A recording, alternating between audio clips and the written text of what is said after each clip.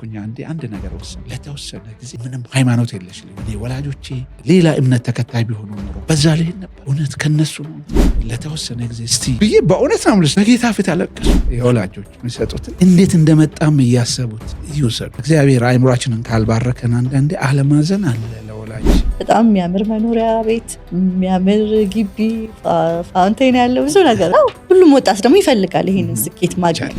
በጣም እግዚአብሔርን የሚፈሩ ባለሀብቶች አሉ። በዛው ላይ ደግሞ ችግር በብዙዎቹ ዘንድ ደስታ ነው ላይ የሚገርም ፋብሪካ የሚገርም ቤት አለ፣ ግን ደስታ እኛ ሁሌ ይመስለናል ብር ሲመጣ ሁሉም ነገር የሚመጣ ይመስለናል። ሌላም ይመጣል፣ ሌላ ብዙ ነገር ማኔጅ ካላረግ ነው። አንዱም ፍርሃትና ስጋት ነው። እኔ ጉቦ መቀበል በ1 ኪሎግራም ኬሚካል 50 ሳንቲም ብደራደር ምናልባት ፎቆች ይኖሩኛል። እዚህ ክርስቲያኖች ቢሮዬ ድረስ መጥተው ጌታውን በአንተ ቦታ ያሉ ሰዎች እኮ እንዲህ ሚሊዮነር ናቸው። ንስሐ የሚባልም ነገር እኮ አለ። ንስሐም ትገባል። መጽሐፍ ቅዱስን ስታጠና ቀለምን አግኝተኸዋል? አንዳንዱ ተፈጥሮ ላይ የሚቀር አለ እዛ እያደነቀ። ይሄ ሴኩላር ኤስቴቲክስ ነው። ቢብሊካል ኤስቴቲክስ ግን እግዚአብሔርን ነው የሚያስ አርጂቢ እንበል የብርሃን አርጂቢውን መልሶ ስነጥር ሲሰጥ ያጣ የነጣ ይባላል አይደል? ራሱን ባዶ አደረገ የሚለው ባዶ የምትለው ቃል እኔ ነጭ ነው። ነጭ እኮ ሁሉን ሰጥቶ ብቻውን ነው ያለ። በዘፈቀደ ብንኖርስ ማለት ለቀለም ባንጠነቀቅ፣ ስለቀለም በዘፈቀደ በቃ ብንለብስ ወይ ቀለምን ብንጠቀም ምን ጉዳቶች ያስከትላል? ጥቁር ግሬ ቀለም እስቲ ኦሮሚያና ደቡብ ላይ በዘፈቀደ ትወድቃለች። ማንም ምገዛሽ አይደለም። በመጀመሪያ ለኢንጂነር ጌታሁን የዚህ ቀሚስ ቀለም ምንድነው እና ደግሞ ያንን የቀለም ልዩነት በሰው ዘንድ ያመጣውስ ምንድነው? ለኔ This is GCG እርሱም የሚፈልግ ትውልድ። ሰላም ውድ ተመልካቾቻችን እንዴት ናችሁ? ይሄ ጂሲጂ ፖድካስታችን ነው። ጂሲጂ ፖድካስትን በተስፋ ብሮድካስቲንግ ቴሌቪዥን እና በጋድ ኮንሽስ ጄኔሬሽን ዩቲዩብ ቻናል ላይ ያገኙታል። ዛሬ በጣም ከተወደዱ ከተከበሩ እንግዳ ጋር ነው የመጣሁት። እንግዳዬ ኢንጂነር ጌታሁን ሂራሞ ይባላሉ። በአዲስ አበባ ዩኒቨርሲቲ ትምህርታቸውን በኬሚካል ኢንጂነሪንግ ጨርሰዋል። በተለይ በከለር ሳይኮሎጂ እና ምርምር ላይ ሰፊ ጥናትን ያደርጋሉ። አሁንም እያደረጉ ይገኛሉ። ኢታ የሚባል ደግሞ የቀለም ማዕከል በመክፈት በዛ ላይ እየሰሩ ነው። በዛም ብዙ ኢንተርናሽናል ደግሞ ሎካል ሽልማቶችን ተቀብለዋል። ከተማሩበት አካዳሚክስ በተጨማሪ ደግሞ ሌሎች በወንጌል አገልግሎት፣ በማህበራዊ ጉዳዮች፣ በፖለቲካ አስተያየታቸውን በመስጠት አንዳንዴም በመሞገት በሶሻል ሚዲያ እናውቃቸዋለን። የልጆቻችን ኢትዮጵያ የተሰኘ የሬዲዮ ፕሮግራም በኢትዮ ኤፍኤም 107.8 ላይ በዛ ላይ በሚደረግ ፕሮግራም ላይ ተባባሪ አዘጋጅ በመሆን ይሰራሉ። በቤተ ክርስቲያን ውስጥም በብዙ መስኮች ያገለግላሉ። በተለይ በዝማሬ ከልጅነት ጀምሮ በዩኒቨርሲቲ በመካነ ኢየሱስ ካልተሳሳት በመካነ ኢየሱስ ኳየር እንዲሁም ደግሞ የራሳቸው የመዝሙር አልበም አላቸው። ይሄ እንግዲህ ከብዙ በጥቂቱ ነው። ስለ ኢንጂነር ጌታነህ ሂራሞ ኢንጂነር ስለመጡ በጣም አድርጌ አመሰግናለሁ። እኔም በጣም ነው ማመሰግንሽ ፔኒኤል። በደንብ ጓዳዬ ሁሉ ሳይቀር በርብረሻል ማለት ነው። እግዚአብሔር ይመስገን። ይህ ሁሉ የሆነው በሱ ነው። ምናልባት ያጎደልኩት ካለ? የለም። እኔ እንደውም ያልጠበቅኩትን ሁሉ አንስተሻል። እግዚአብሔር ይመስገን። ቅድም አስፈቅጃለሁ ከካሜራ በፊት፣ ግን እስቲ በተመልካቾች ፊት ደግሞ ለማስፈቀድ አንተ እያልኩ መቀጠል እችላለሁ ወይ ኢንጂነር? አዎ፣ ስትጠይቅኝ የተኛው ይመችሻል አልኩኝ። አንተ ይመላዋል። ስለዚህ በሚመችሽ አንቱ ብትይ ደግሞ እሱ ይመችኛል ብትይም በሱ መቀጠል ትችይ ነበር። ግን ለፕሮግራሙ ሂደት አንተ የምለው የሚቀልሽ ከሆነ በሱ በደንብ ይቻላል መቀጠል። ያው የወጣቶችን ፕሮግራም ስለሆነ ቀለል ብሎ እንድናወራ ብዬ ነው። ከምን ልጀምር ብዬ ጥያቄዎችን ሳስብ ብዙ አሉኝ። ግን እስቲ ምናልባት ኢንጂነር እንዴት አገኘው የቀለም ኮምቢኔሽኑ ለማውራት ይጋብዛል? እንዴት መሰለሽ፣ አንድ ክፍል የሚሆን ኢንቴሪየር ዲዛይኑ ሲሰራ ቅድሚያ ትኩረት የምትሰጠው ለዓላማው ነው። ለምን ዓላማ ነው እንበለ። ይሄ ካፌ ነገር ቢሆን ኮምፕሊትሊ ሌላ ነገር ይሆን ነበር። ክሊኒክ ቢሆን ሌላ ነገር ይሆን ነበር። አሁን ግን ስቱዲዮ ነው፣ የቀረጻ ቦታ ስለሆነ ክፍሉ ይህን ስራ ነው ማሳለጥ ማስኬድ ያለበት። ከዚህ አንጻር ብዙ ጊዜ ያው ስቱዲዮዎች የታወቀ እንትን አላቸው፣ ዲዛይን አላቸው። ከዚህ ከድምፅ መስተጋብር ጋር ድምፆችን ይሄ እንዲወጡ ኢኮይንግ እንዳይኖር የገደል ማምቶ ምንለው ምናልባት ከኔ ሙያ ጋር በተገናኘ በዚህ በስቱዲዮ ላንሳ ካልኩ ብዙ ጊዜ የተለያዩ ሳውንድ ፕሩፍ እንትኖችን ነው የምጠቀሙት። አሁን ግን ቀለሞችም እየመጡ ነው፣ ድምፅ የሚያጠፉ ቀለሞች ዝም ብለው ይቀባሉ። ቻይናዎች እሱን ለመፈብረክ ችለዋል። ግድግዳ ላይ ሲቀቡ ሳውንድ ዴድኒንግ ፔንትስ ነው የሚባሉት እና ድምፅ ገዳዮች ናቸው፣ ኢኮይንጉ ማለት ነው። ስለዚህ እንዲህ አይነት ማቴሪያሎችም እየመጡ ስለሆነ እንግዲህ ገበያ ወደፊት ካለ ይህም አያስፈልግም ነው በቃ ቀለሙ ይቀባል። ቀለም ላይ በኋላ እናወራለን። ብዙ ምርምሮች እስካሁንም ይፋ ያልሆኑ ብዙ ምርምሮች እየተደረጉ ነው። አንዱ አሁን የነገርኩሽ ነው። ሁለተኛው ለምሳሌ ሙቀትን ሬጉሌት የሚያደርጉ ቀለሞች፣ ቤቱ ሲሞቅ የሚያቀዘቅዙ፣ ሲቀዘቅዝ የሚያሞቁ ወደዛም እየሄደ ነው። ለስቱዲዮ ግን ሳውንድ ዴድኒንግ ፔንትስ ይባላሉ። ከዚህ አንጻር ሀገራችን ስገባ ደግሞ ምናልባት እሱን እንጠቀም ይሆናል። ደስ ይላል። በጣም አዲስ ማላቀው ኢንፎርሜሽን። እንዴት እስቲ ከአስተዳደግን ጀምር። አይኖ ከጠንካራ ቤተሰብ ነው የተወለድከው ያደግከው። ብዙ ጊዜ በተለያዩ ሚዲያዎች በተለይ ስለ ቤተሰቦች ትናገራለህ፣ ስለ አባትህ ታነሳለህ። አባትህ ታላቅ የወንጌል አርበኛ ነበሩ። ብዙ ስለ ወንጌል ብዙ መስዋዕትነትን ከፍለዋል። እንደውም በቅርቡ ኢየሱስ መና የተሰኘ መጽሐፍ ወንድምህ ያዘጋጀው አንተም አብረሃለህ። በዛ መጽሐፍ ላይ በደንብ ታሪካቸውም ተጽፏል በዛ ጊዜ የነበረው እና ከነዚህ ጠንካራ ቤተሰብ ውስጥ በመወለድህ በማደግ አሁን ላይ ላለው ማንነት በአንድም ወይ በሌላ አስተዋጽኦ አለው የምትለው ነገር አለ? እስቲ ትንሽ ስላስተዳደግ። በደንብ አለ። ወላጆቼ እንደጠቀሽው እናቴም አባቴም የወንጌል ሰዎች ናቸው። በከምባታ ምድር የመጀመሪያ ግሩፕ የሚባሉ ፓዮኒርስ የምንላቸው 1940 መግቢያዎች አካባቢ እንደዛ ነው ጌታን የተቀበሉት። እነሱ በእርግጥ እንደኛ የመጽሐፍ ልምዱም ችሎታውም የላቸውም፣ ግን ወንጌልን በህይወት በመኖር ነው ያሳዩን ለልጆቻቸው። እኛ 11 ነን። እኔ 10ኛ ነኝ ለቤተሰቤ። ከኔ በታች አንድ ልጅ አንድ ወንድም አለኝ። እየኖሩ ነው የሰበኩት ጌታ። ብዙ ንግግር አይፈልጉም፣ በተለይ ወላጆቼ ግን በህይወት እናያቸው ነበረ። ያ ደግሞ ውስጣችን ይቀራል። በዚሁ አጋጣሚ በእርግጥ ከጠንካራ ክርስቲያን ቤተሰብ መወለድ ጠንካራ ክርስቲያን ያደርጋል ወይ፣ የኛስ ሚና ምንድን ነው የሚለውን እናነሳ ይሆናል። ግን አንዳንዴ ከክርስቲያን ቤተሰብም አስቸጋሪ ሰውም ሊወጣ ይችላል። ያው በታሪክም ብዙ አይተናል። አሁን ፍሬድሪክ ኒቼን ስታዩ ነምበር 1 ኤቲስት በጣም ኃይለኛ፣ ግን ቤተሰቡ ክርስቲያን ነው። እና ከዚህ አንጻር ወላጆች ምን እሱ አንድ ራሱን የቻለ ሊሆን ይችላል። ግን እኛ ጋር ወላጆቻችን በእንትን ብቻ አይደለም፣ በመንፈሳዊ ህይወት ብቻ ሳይሆን በትምህርቱም በሴኩላሩም እንድንገፋ እንድንማር ትልቅ ጥረት ነው ያደረጉት። እዛም ጋር ስትመጪ እነሱ አልተማሩም፣ ግን የትምህርት ጥቅምን ያውቃሉ። ሚስዮኖች በእርግጥ ማንበብ መጻፍ እንዲችሉ አድርገዋል። ግን ከዛ እኛ ደግሞ ዘልቀን እንድንሄድ እና ሁለቱንም ባላንስ ጠብቀን እንድንሄድ አድርገውናል። በኋላ እያደግክ ስትሄድ የእነሱን እንትን ተንጸባርቋል ወይ ነጸብራቋል ወይ እስቲ በደንብ አለ። በደንብ አባቴ ለረጅም ዓመታት የቤተ ክርስቲያን ገንዘብ ያዥ ነበሩ። እኛ እርሶ ነው የምንለው ወደ ገጠር፣ እንደ አዲስ አበባ ልጆች አንተ አንልም። ወላጆችን የከተማ ልጆች ብዙ ጊዜ አንተ ምናምን ማለት እና ለብዙ ዓመታት እንደውም ምርጫ ሲኖር ሁሉ ቀጥል ነው የሚባለው አባቴ። ምክንያቱ ለምን መሰለሽ? ሁሌ ኦዲት ሲደረግ ትርፍ ብር ይገኛል። ያ ትርፍ ብር የሚገኘው ለምንድን ነው? ቤት አካባቢ የወደቀ ገንዘብ በሙሉ የቸርች ነው የሚባለው። አንቺ አሁን እንግድነት ሄደሽ የሆነ ብር ከኪስሽ ከወደቀ ወደዛ ነው የሚሄድ። በጣም ይፈራሉ።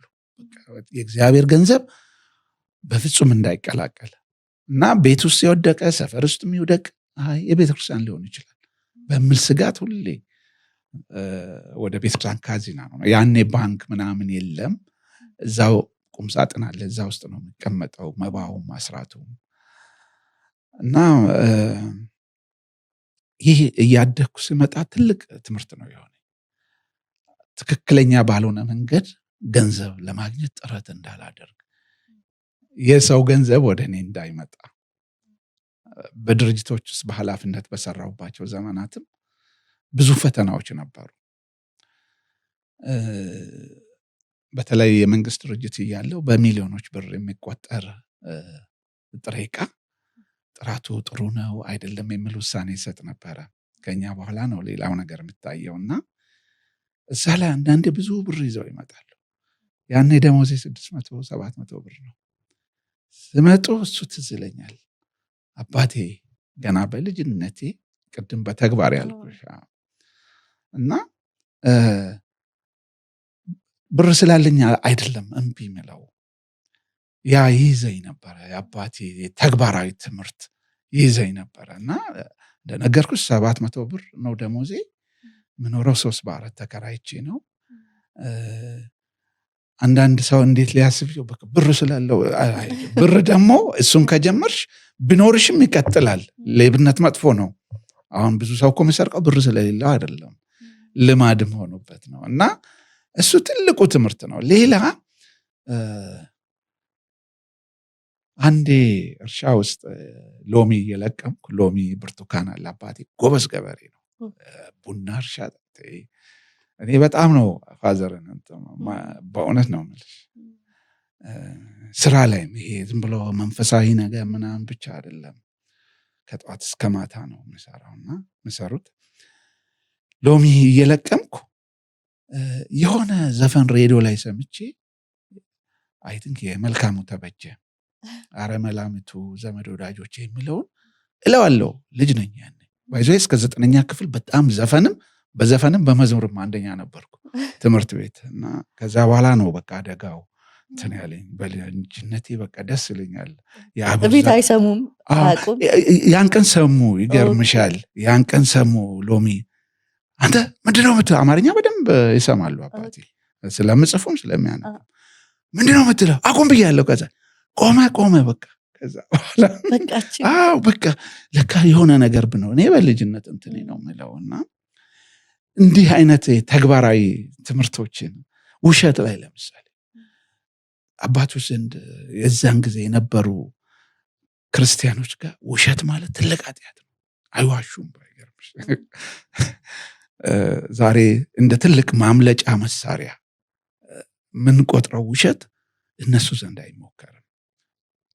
አንዴ አባቴ በዚህ በጠቀሹ መጽሐፍ ላይም ተጠቅሷል።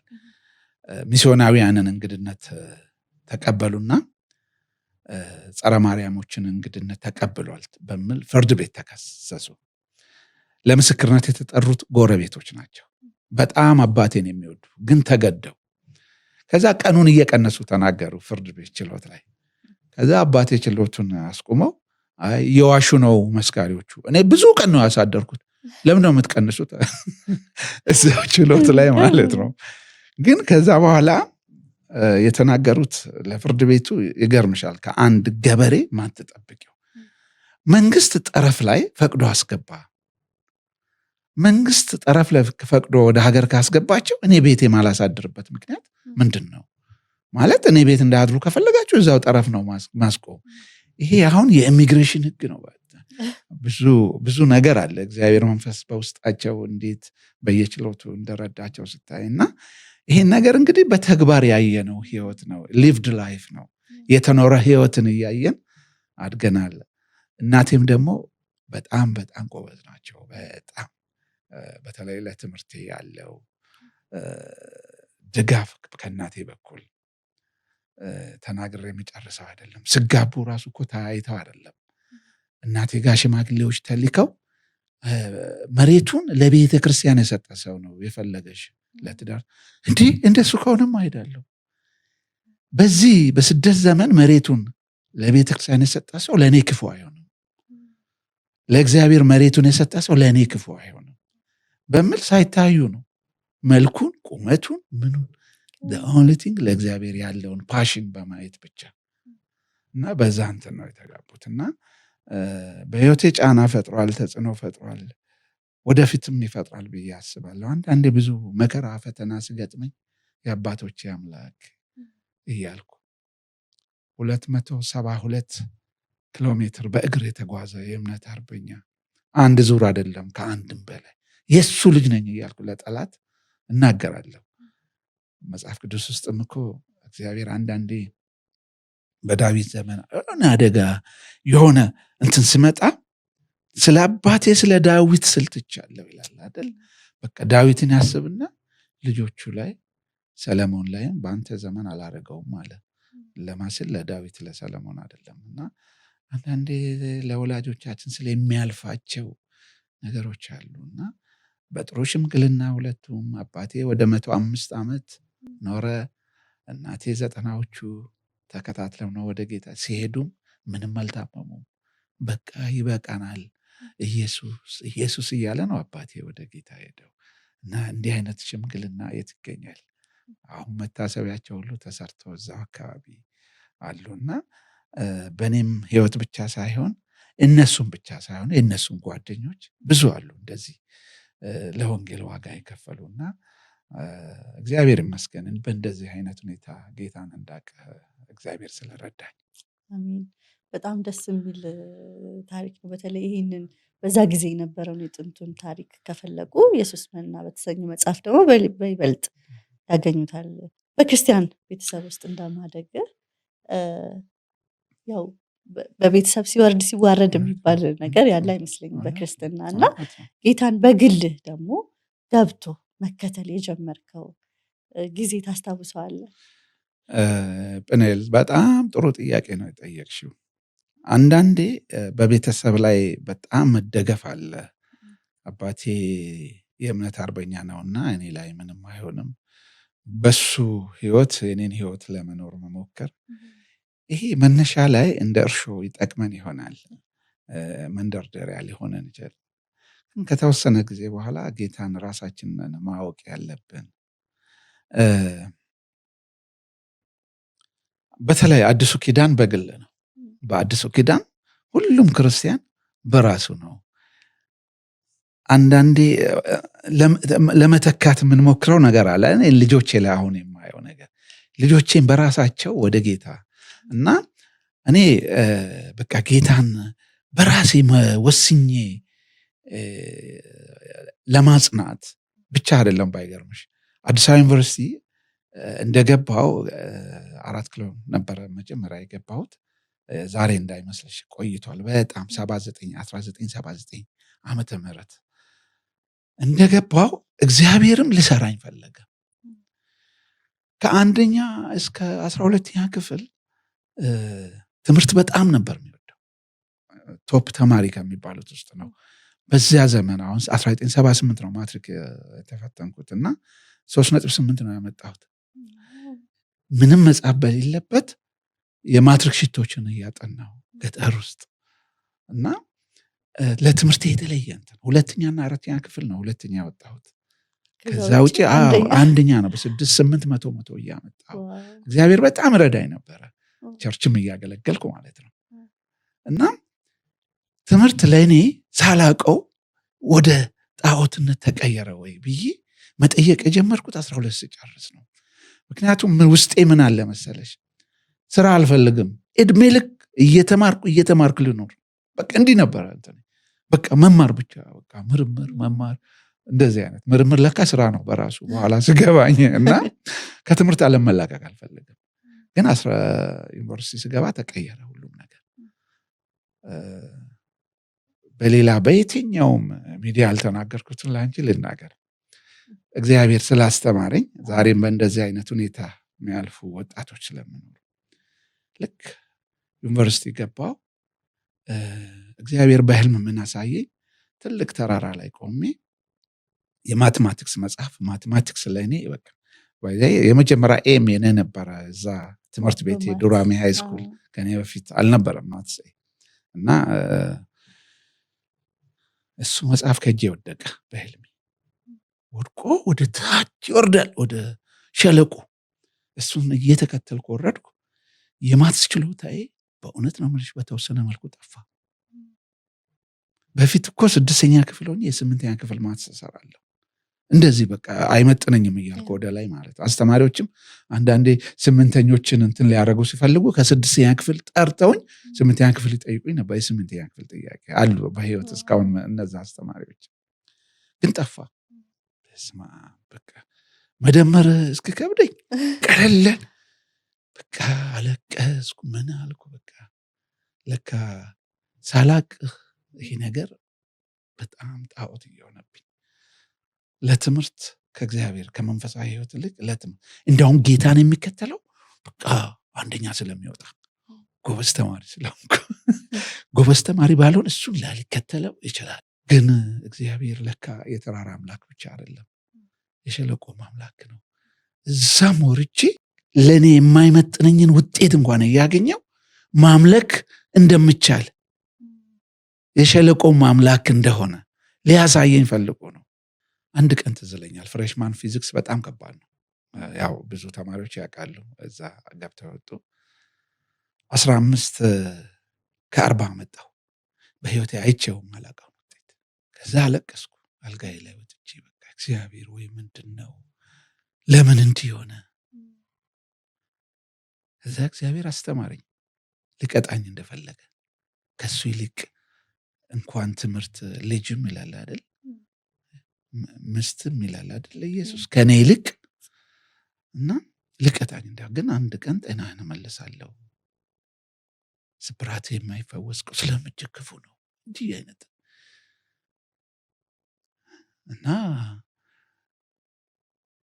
አንዳንዴ ይገርምሻል እግዚአብሔር ማይገልጣቸው ነገሮች አሉ እስከ ጊዜው ለመግለጥ ምሰውርብሽ ነገር በዛ መሃል በቃ ንስሐ ገባለሁ ጌታ ሆይ አሳዝኝ ምናምን ስል ወደ ትንሽ ቆይቶ ደግነቱ ያረር ልጆች የኔ ዶርም ውስጥ ነበሩ ግልጽ ናቸው ውጤታቸውን ለጠፉ ስለጠፉ 2 ከ40 አለ 5 ከ40 እቺ እግዚአብሔር ግን ስቲል እኔ አይገባኝም የሚል ውስጤ ነበረ በቃ ስላለመድኩት እንደ ትንሽ ተጽናናው አንዳንዴ የኔ ጓደኛ አለ ዳዊት ጸጋዬ የሚባል ገጣሚ አይዞህ የሚል ግጥም አለው አይዞህ እንዲህ ስትታመም ኤከሌም ታሟል ሲባል ሰው ዘና ይላል እንደዚህ ብር አጥቷል ሲባል ኤከሌም ብር አጥቷል እንደውም መጽሐፍ ቅዱሳዊ ነው አንድ ጋር አይ ቲንክ ጴጥሮስ የእናንተን አይነት መከራ እኮ ሌላም ጋር የሚቀበሉት አሉ ብሎ ይነግራቸዋል ብቻቸውን የሚቀበሉ ሆነው ትንሽ አለ አይደለ ኤክሰፕሽናሊቲ እና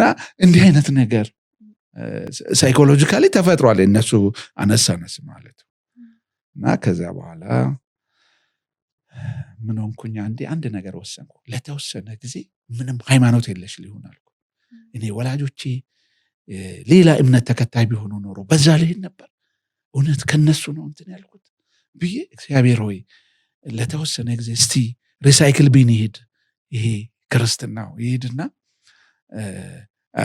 እስቲ ምመለስ ከሆነ ያው ለተወሰነ ጊዜ ሪሳይክል ቢን ይቆያል አይደል ብዬ በእውነት አምልስ ጥሩ ጥያቄ ስላነሳሽ ነው በጌታ ፊት አለቀስኩ ማልቀስ መጸለይ በውስጤ የሚመጣው እግዚአብሔር ቃል የዛን ቀን ካምፓስ ደግሞ የሚገርምሽ በዛ ሸለቆ ውስጥ ሆኜ የሙሉ ወንጌል ፓስተር የነበሩ ፓስተር መሪድ የተማሪዎች ፌሎሺፕ ላይ ያገለግሉ መጥተው ከዛ ሲጸልዩ መንፈስ ቅዱስን ተሞላው ከዛ እንዲህ አይነት ነገር አለ የሐዋርያት ዘመን ነገር ብዬ በጣም ደስ አለኝ ከዛ በኋላ ለእግዚአብሔር ቃል ያለኝ ዕውቀት ተቀየረ ፍቅሩ ተቀየረ ሰው አሁን በልሳን መጸለይ ነው ምናምን የሚለው ብዙ አይገባኝም ባይገርምሽ አለ ልሳንም ለቃሉ ያለኝ ፍቅር ተቀየረ በመሃል ረፍትኩና ክፍለ ሀገር የገና እንትን አለ አይደል ረፍትጂ ተኝቼ በቃ ሚራክልስ የሆነ እንትን ፈልጋ ሪቨሌሽን ነገር ማኒፌስት ነጭ ልብስ ለብሶ ኢየሱስ አናግረኝስ ምናምን ስል ሼልፍ ላይ ባይብል ነበረ አሁንም ያለው መጽሐፍ ቅዱስ እዛ ጋር እዛ ተናግሬ እኮ ጨርሻለሁ አለ በቃ it's finished በቃ አሁን መንፈስ ቅዱስ መሃል ገብቶ ለኔ ማድረግ ነው። ከዛ ወዲህ ቃሉና መንፈሱ በቃ በፊት እንደ እግረ መንገድ ማነባቸው ፓወርፉል እየሆኑ መጡ። ተማሪዎች ላይብረሪ ሲገቡ ምጠና መጽሐፍ ይዘው ሲገቡ እኔ ባይብል ይዤ እገባለሁ። እስካሁን አሉ ኖቶች የጻፍኩት በቃ እና አስተማረኝ እንዳልኩሽ በቃ ያንን ወቅቱን ካለፍኩ በኋላ ቀድመ ጀመርኩልሽ ላይ ዞሬ ስመለከት የለም ጌታ ነው ያለው። አሁንም አጠገቤ ውስጥ ያለው እሱ ነው።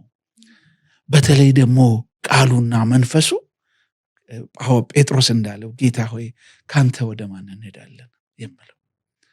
ስለዚህ አንድ መዝሙር አለ እስካሁን አልረሳም። አምላኬ የተራሮች አምላክ ብቻ አይደለም፣ አይቻለው ታምራቱን በሸለቆም እያልኩ ከተራራው ህይወት ሸለቆ ሲወርድ ጠላቴን ደስ አለው መስሎት የሚወደቅ ኢየሱስ ግን ጌታ ነው በሸለቆም ህይወት እያልኩ እንደዚህ እሱ መዝሙር መጣልኝ። ኢየሱስን በሁሉም ላይፍ ፕራክቲስ ማድረግ በተራራም በሸለቆም እሱ ጌታ ነው። በቃ ያሻግራል። በሞት ጥላ መካከል ብሄድ እንኳ አንተ ከኔ ጋር ነህና ክፉን ማንፈራው መፈራት ሳይገባው ቀርቶ አይደለም። የሞት ጥላ ከባድ ነው፣ ግን እሱ ከኛ ጋር መሆን የሱ ህልውና ነው ሁኔታዎችን የሚቀይረው። የሞት ጥላውን ሁኔታ ምቀይርልን ፍርሃት እንዳይሰማን የሚያደርገውና እግዚአብሔርን እኔ በሁለቱም ህይወት አይቻለሁ። ከፍም አንድ እንደውም ልንገርሽ፣ አንዴ ውጤቴ በጣም ከምጠብቀው ቅድም ወረደና ጂፒኤ ከመውረዱ ፍሬሽማን የሆነውን ልንገርሽ የእግዚአብሔርን እጅ ሃይስኩል ሆኜም እኔ ኢንጂነሪንግ ነበረ ውስጥ የአንድ አስተማሪ እሱን ግባ እያለኝ እና ፍሬሽማን ላይ ኢንጂነሪንግ እንድገባ ጥሩ ውጤት ሰጠኝ እግዚአብሔር። ጥሩ ውጤት በውጤቴ ነው የገባሁት ወደ ኢንጂነሪንግ። ከዛ በኋላ ግን ውጤቴ ዝቅ ማለት ጀመረ ምናምን መውረድ። እኔ ጥሩ ውጤት ያገኘው ጊዜ በጣም የሚቀርበኝ ወዳጄ ዝቅ ያለ ውጤት አግኝቶ አምልኮ ፕሮግራም ላይ እየዘለለ ሲዘምር በኢየሱስ ይህን ውጤት አምጥቶ ይዘምራል ምን አይነት ልጅ ነው እላለሁ። ልክ 2005 ላይ ግን እኔ እሱን ውጤት አመጣ፣ ግን ዘመርኩኝ። ይገርምሽ ለካ ያስችላል፣ ሊያስችለን ነው እግዚአብሔር መረጠን ማለት እኮ ፒኔል ቀላል አይተወንም። ሐዋርያትን ብትንትን ካሉበት አይደል እንደገና እና እግዚአብሔር ስሙ ይባረክ። ያልሽውን ነገር እኔ በዩኒቨርሲቲ ፌሎሺፕ ውስጥ ነው በተማሪዎች ህብረት ውስጥ ነው ጌታን እንደገና በራሴ ወስኜ የተቀበልኩት። አበዛው መሰለኝ። ደስ ይላል በጣም። በወጣትነት ጊዜ በኤርሊ ሃያዎቹ በቲኔጀር እድሜ ላይ ምን አይነት ሰው ነበረ ኢንጂነር? በፊትስ ደግሞ ልጅ እያለ ምን መሆን ነበር የምትፈልገው? ኬሚካል ኢንጂነሪንግ የማጥናት እቅድ ነበረ ወይስ እንዴት ነበር? ኬሚካል ኢንጂነሪንግ በተለይ ስፔሲፊክ ሆኜ የመረጥኩት ግቢ ስገባ ነው።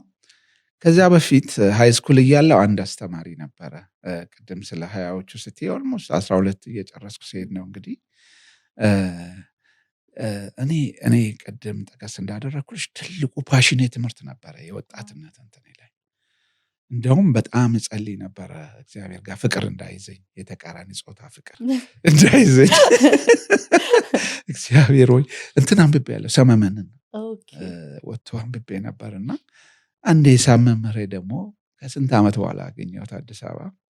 ሰመመንን አንብበሃል አለ። ካነበብኩ በኋላ አዎ በቃ እንኳን አነበብክ አለ። ተጠንቀቅ እና ራእይን እስክታሳካ ድረስ ሌላ ነገር መሀል አይግባ ተብሎ፣ ግን እንደዛም ሆኖ ይኖር ነበረ ማንንም ወጣት እንደምል ተቃራኒ ጾታ ፍቅር ቸርች ኳየር ላይ ምን ላይ ግን በጣም ምን ልበች አይናፋርነቱ አለ፣ እንዲህ አይነት እንትን አለ። ግን ብዙ እንትን አልሰጥም እና ማንም ወጣት እንደሚያልፈው አልፍ ያለው ግን ፓሽን ላይ ወደ ትምህርት የነበረ ሚዛኑ ሞር የሚያጋድለው።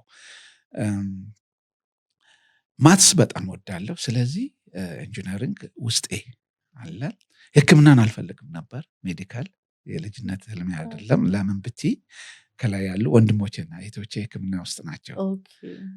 በተለይም አንዴ ክረምት ላይ እህቴ ነርስ ነች፣ ሐኪም ነች።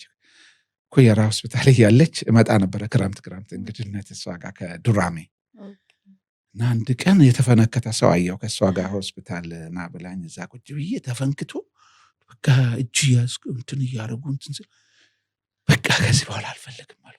አንዱ እዛ ጋር ነው ከህክምና ጋር ይታል የኔ ፐርሰናሊቲ ሊሆን ደግሞ በጣም እዛ ላይ እኮ እንትን ፓሽን ያላቸው ይኖራሉ። ሌሎች ደግሞ የኔ በቃ አልችልም፣ ሰው ሲጎዳ ምን ስል አልችልም።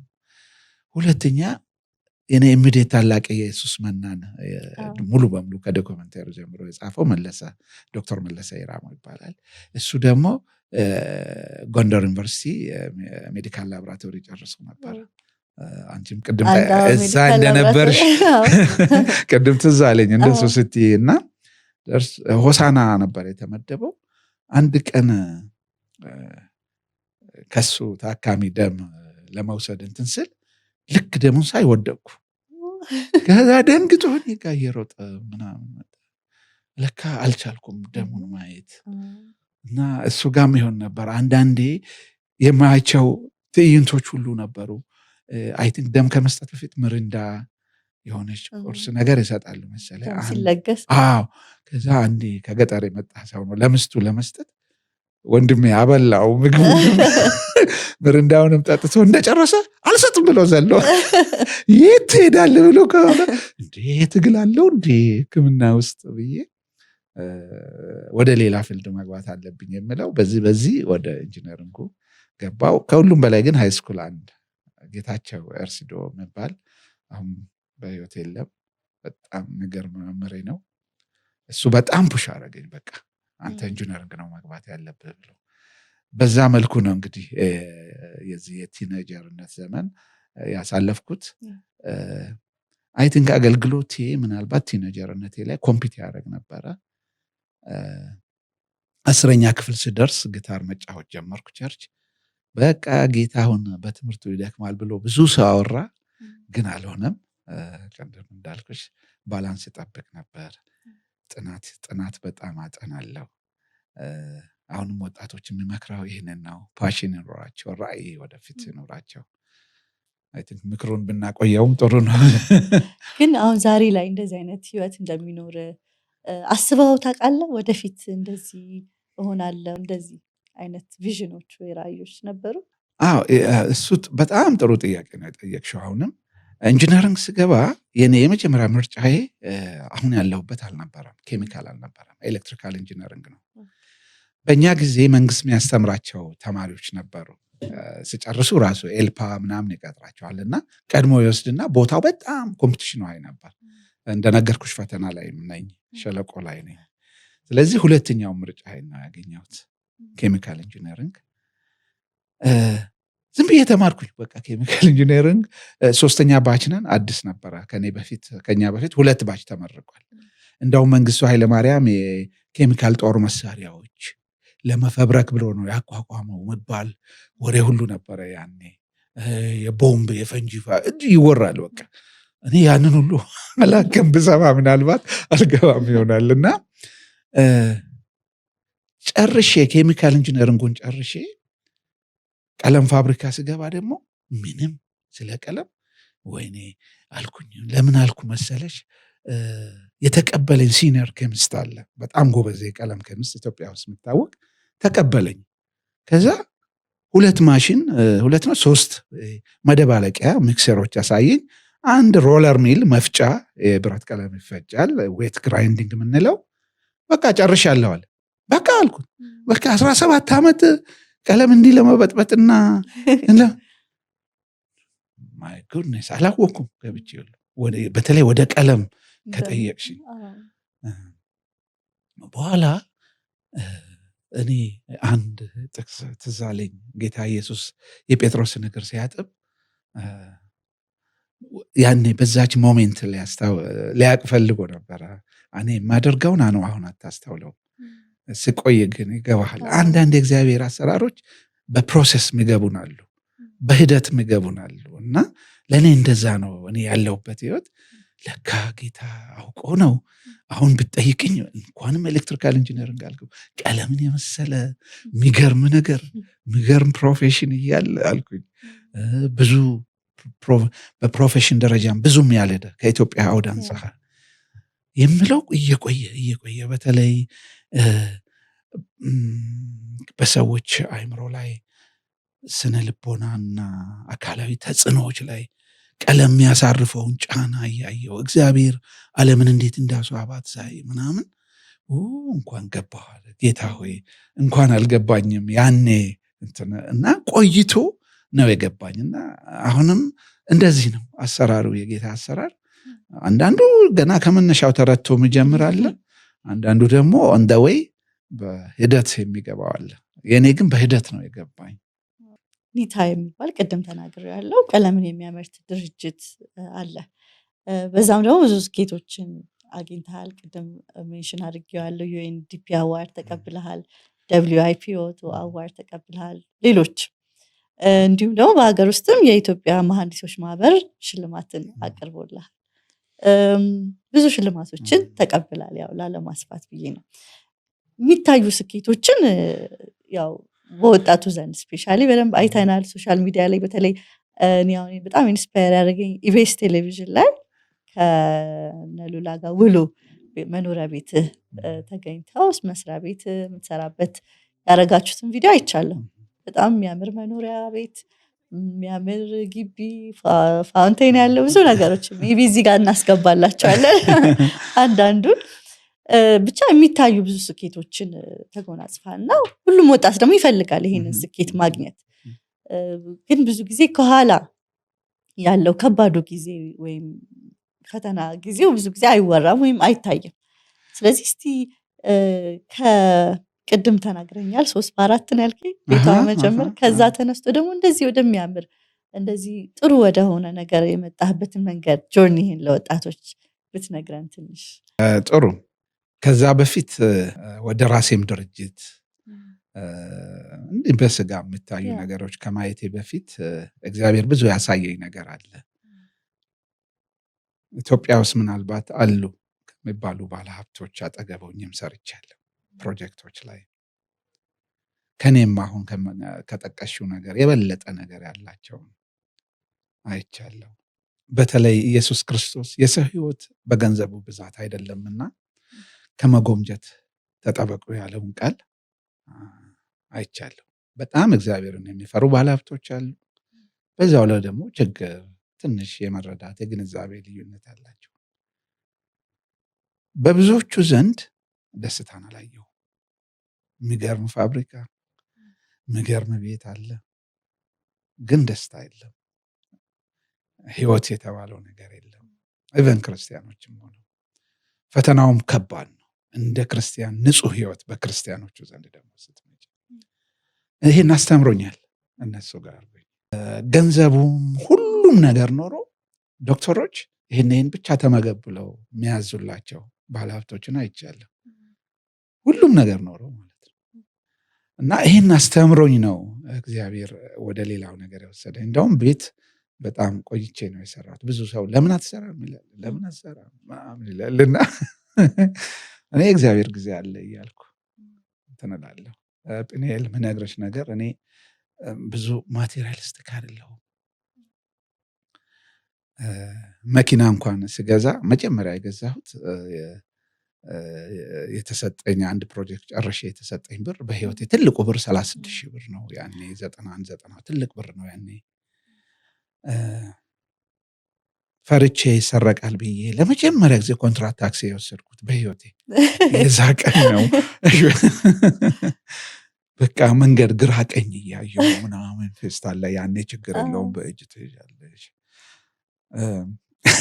ትዝ ይለኛል አንዴ ከአቃቂ ከእህቴ ጋር ነበር የምኖረው።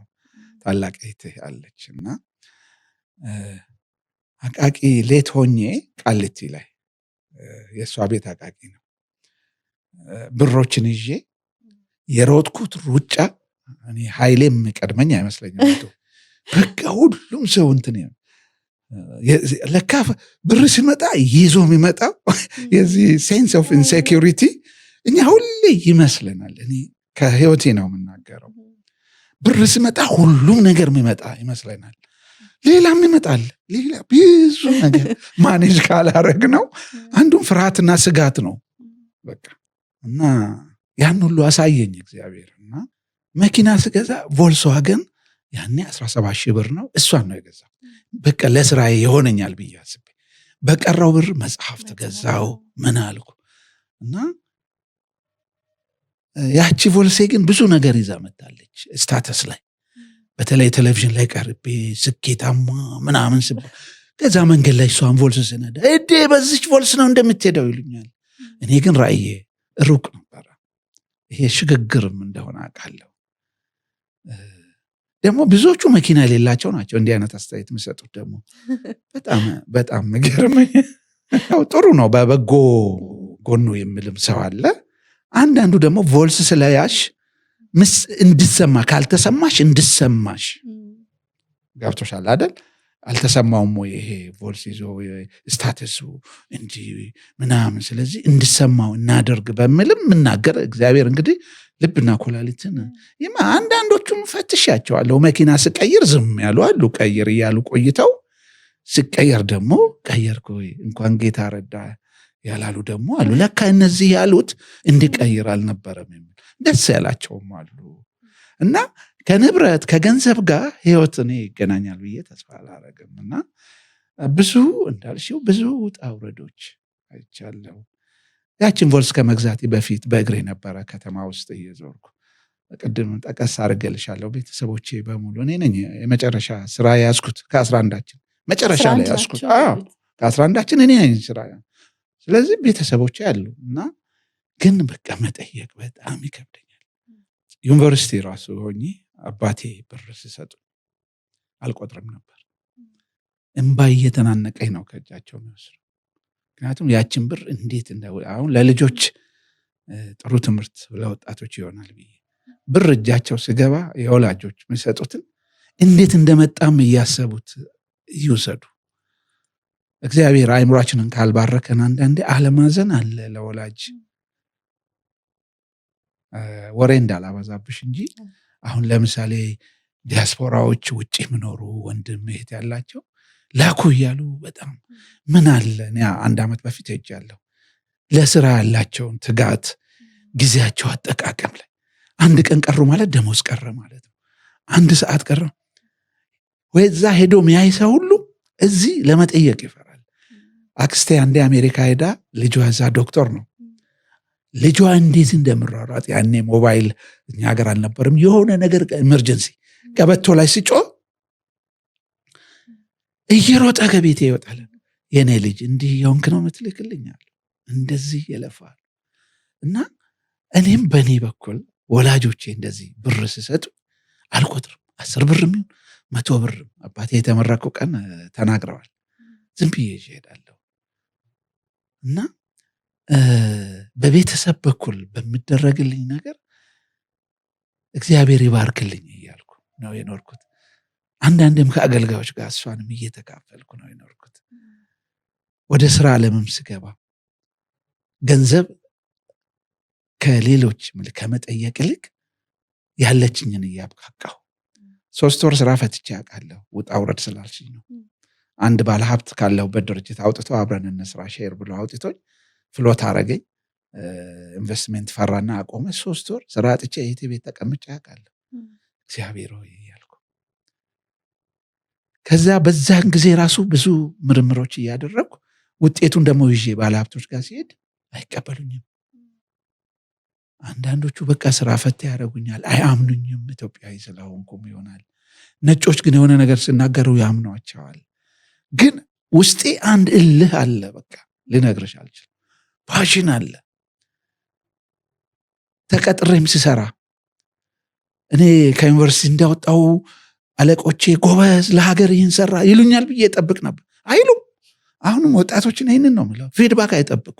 ጀስት መስመር ይዞ መሄድ ነው ከእግዚአብሔር ጋር። አይሉም። ጭራሽ እናደዳሉ። አንተ እንዴት አሰብከው ይህን ነገር ይላሉ። ሚኒስቴሮች ቢሮ ገባ ነበረ ፈጠራ ስራ ምናምን ስል አይሰማኝም። በቃ ትልልቅ ደንበኞች ፖቴንሻል ካስተመር ሲሆናሉ ብዬ ትልልቅ ካምፓኒዎች ሲገባ የሚያዝኑ ነበሩ። በሀገር ውስጥ እኮ ምርት ላመርት ነው ምናምን ስል ዋው ይላሉ ብዬ ያዝናሉ። ለምን እንደሆነ ታውቂያለሽ? ጉቦ ከውጭ ሀገር እየተቀበሉ ያስመጣሉ። ያ ነገር ይቀርባቸዋል። በደንብ ፕራክቲካል ነገር ነው የምነግርሽ። የሰዎችን ሪአክሽን መነሻ ላይ እነሱ በሚሉኝ ቢሄድ ኖሮ እኔ ዛሬ እዚያ አልገኝም። ግን በእውነት ነው የምልሽ የእግዚአብሔር መንፈስ ከኔ ጋር ነበር። የሆነ ኔጌቲቭ ነገር ሲመጣ ውስጤ የሆነ ኤነርጂ ይመጣል። ጭራሽ አትችልም ይሄን ነገር ማምረት ስሉ እልህ ውስጥ ይገባል። ትችላለህ ስሉ ለካ የሚቻል ነገር ነው እንዴ እላለሁ። ትንሽ እንትን እላለሁ። አይቻልም ስሉ ቢያንስ ለምን እንደማይቻል ስትል ይኸው ወደምል እና እንዲህ አይነት ትግሎችን ውጣ ውረድ ከትዕግስት ጋር አብሮ ቢሄድ ቅድም ያነሳሁልሽ ነገር አለ። ሌላም ፓዝ ነበረ። እኔ ጉቦ መቀበል በ1 ኪሎግራም ኬሚካል 50 ሳንቲም ብደራደር ምናልባት ፎቆች ይኖሩኛል እዚህ ከተማ ውስጥ። አንዳንዴ እኔ ሌሎች ላይ አልወቅስም። ክርስቲያኖች ቢሮዬ ድረስ መጥተው ጌታውን በአንተ ቦታ ያሉ ሰዎች እኮ እንዲህ ሚሊዮነር ናቸው፣ ንስሐ የሚባልም ነገር እኮ አለ፣ ንስሐም ትገባለህ፣ ለምንድነው ብር የምትለው? በቃ እንደዚህ ባይገርምሽ ክርስቲያኖች ነው የምልሽ፣ እነሱ ስለለመዱ ማለት ነው። እኔ ግን አባቴ እንደሱ አላሳደገኝም፣ እናቴም እንደዛ አላሳደጉኝም። እና ብሯ ብዙ ብር ይዘው ሲመጡ በእውነት ነው መርዝ ነው የሚመስለኝ። ይነግሩኛል እንትና እኮ 2 ተሳቢ ገዝቷል ምናምን፣ በቃ ማይባል ነገር የለም። አንዳንድ አለቆች ደግሞ በእኛ ስም ብሩን የሚቀበሉ ነበሩ። ከወጣው በኋላ ነው ያወቅኩት። ለእንትና እኮ ይህን ያህል እሰጣለሁ እያሉ ይደራደራሉ። ሲወጣ አንዳንዶች ያኔ እኮ ለጌትሽም እያለ ይወስድ ነበር የከል የሚባል። በጣም ይገርምሻል። የእግዚአብሔርን ጊዜ በእግዚአብሔር ጊዜ የሚመጣ ገንዘብ፣ መታገስ፣ ትዕግስት። አሁን ይህን ያለ ምክንያት አይደለም እያወራለሁት። አንዳንዴ ያው ስራ ላይም ስላሉ የሚቀጠሩ ሰራተኞች ይመጣሉ። አንዳንዴ ያው ማርኬት አለ አይደለ፣ ገበያ ላይ ያለ ደሞዝ አለ። እኔ በደንብ አጠናለሁ ስንት እንደምከፈል። እኔ ጋር ምሰራ ሰው ቢያንስ ከዛ ከፍ ማለት አለበት። ማርኬት ያለዛ ዋን ኦፍ እንትን ሆኖ መግባት። አንዳንዱ 3 እጥፍ ይጠራል። ምን በሰላም ነው? በእርግጥ እንደኛ 20 ዓመት ለፍተው ያገኙ አይደለም ወይ 15-30 ዘመኑ ተቀይሯል። አይ ነው ግን ማርኬትንም አሴስመንት መስራት ነው። በዚህ ዘመን ያለው ማርኬት ምን አይነት ነው ተብሎ በዛ እንትን ፔስ መሄድ እንጂ አንዴ ደግሞ ኦቨር መሄድም ጥሩ አይደለም። እና ያንን ሁሉ ትዕግስት ጌታ አስተምሮኛል። ቅድም እንዳው ባለሀብቶች ጋር አቀረበኝ፣ አሳየኝ ህይወት ምን እንደሆነ። ከዛ ደግሞ በኃጢአት በኩል የሚመጡ ብሮች ነበሩ። ይህም አይሆንም አለኝ ጌታ፣ አሳየኝ። ከዛ ትዕግስትን አስተማረኝ። የእሱ ጊዜ እንዳለ አሁን ቅድም ያየሻቸው የጠቀሻቸው ነገሮች ሁሉ በጌታ ጊዜ የሆኑ ናቸው፣ በሱ ምክንያት የመጡ ናቸው። እና ግን አይምሮዬ ብዙ አሁን ባይዛ ኢቢኤስ ለመጀመሪያ ጊዜ ሲያሳይ ሚዲያ ሁሉ አያውቅም። እሱም ብዙም እንዲወራም ለረጅም ጊዜ እንትን አልነበርኩም። እና እግዚአብሔር ረዳን። ኪነ ህንፃን ግን ወዳለሁ፣ አርክቴክቸርን ወዳለሁ፣ ቤት መስራትን። አሁንም ብዙ ብር ብመጣ ቤት ምሰራ ነው የሚመስለኝ። አይ ላቭ አርክቴክቸር። ያንን ደግሞ ቤቱ ላይ ጥሩ ጎበዝ ስትራክቸራል መሐንዲሶች ነበሩ። መነሻ ላይ 2 ጓደኞቼ፣ አንዱ ኢንጂነር እንዳለ ይባላል፣ እንዳለት እንዳይ መጥቀስ አለብኝ በጌታ ነው። ሌላው ኢንጂነር ዘሪሁን ይባላሉ። ሁለቱም ጋር ሆነን ስትራክቸር ድረስ ስትራክቸር የኮሎኖቹ ወጡ። ከዛ በኋላ በራስ ሄዳሉ። ኢንቴሪየር ዲዛይን ብቲ ቀለሙ ዲዛይን ሲደረግ ምናልባት አንድ ቀን በደንብ አወራልሽ ይሆናል። አሁን ብዙ ሰው ይወደዋል ቤቴን። እሱ ነው ማለት አንዱ እኔም የወደድኩት። This is GCG እርሱም የሚፈልግ ትውልድ። በንፋስ ስልክ ቀለም ፋብሪካ ተቀጥረ እየሰራ ነበር አይደል? አዎ፣ የመጀመሪያ ፋብሪካ። ከዛ ተነስተ ያው የቅጥር ሜንታሊቲ አላደበርክ፣ የራስህን ነገር መክፈት። ከዛ ደግሞ ኢትዮጵያ ውስጥ የመጀመሪያው ነው ሲመስለኝ ቀለም ማምረት እና ወደ ስራ ፈጣሪነት እና ራስህ ደግሞ መስራት ጀምረሃልና እስቲ እሱን ጆርኒ አውራን፣ ለወጣቶች እንዲማሩ ከፍ ያለ ነገር እንዲያዩ። እሺ፣ ሞር እዚህ ስራ ፈጠራ ወይ ኢንተርፕሪነርሺፕ ላይ እንደጠቀሽው ንፋስ ስልክ የመጀመሪያ ድርጅቴ ነው። ያኔ የመንግስት ድርጅት ነበረ። እንደገባው ያው የግድግዳና የብረት ቫርኒሽ እንደዛ ነበር የምሰራው። ባይዘይ ንፋስ ስልክ ኦሪጂናል ፎርሙላው የዴንማርክ ነው። ሆላንዶችና ዴንማርኮች ነበሩ ኢትዮጵያ ውስጥ ቀለም ለመጀመሪያ ጊዜ። ሜጋና ድሮሳን የሚባሉት የድሮ ብራንዶች በጃንሆይ ዘመን ቶፕ ብራንዶች ናቸው። ለዛ ነው የኢትዮጵያ ቀለም ኳሊቲም ትልቅ ነው የሚባለው። መነሻው አሪፍ ነው። አሁን በእርግጥ ትንሽ እየቀነሰ መጥቷል። እዛ ገባሁ። ቅድም ጠቀስ አድርጌልሻለሁ። የመጀመሪያ ኢምፕሬሽኔ ድንጋጤ ነበር። በቃ ቀለም አሁንም እላለሁ ቀለም በጠብጡ ምናምን በጥባጭ ይላሉ ፌስቡክ ላይ። ያው ከውጭ ስታይ እንደዛ ነው መስለው ቀለም መበጥበጥ ብቻ ምናምን። እንዳውም አንድ በጣም ጓደኛ ይሆናል አሁን አንድ ፌስቡክ ላይ በሆነ ነገር ክሪቲሲዝም ሂስ ላይ እጽፋለሁና የሆነ እንትን ጽፌ ተሰማው በዛ ሰውዬ ላይ የጻፍኩት።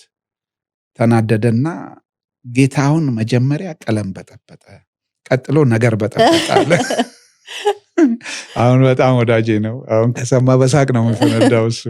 እና አንዳንዴ ከውጭ ስትሆኝ እኔም እንደዛ ብዬ ነበር በቃ መበጥበጥ። እና የፈርስት ኢምፕሬሽን አሁን ለወጣቶችም ነው ብዙ ኢንቫይቲንግ አልነበረም ያ ኤንቫይሮንመንት። ለካ ሂደን የሆነ ምስጥር አለ የሆነ ነገር አለ እዛ ውስጥ።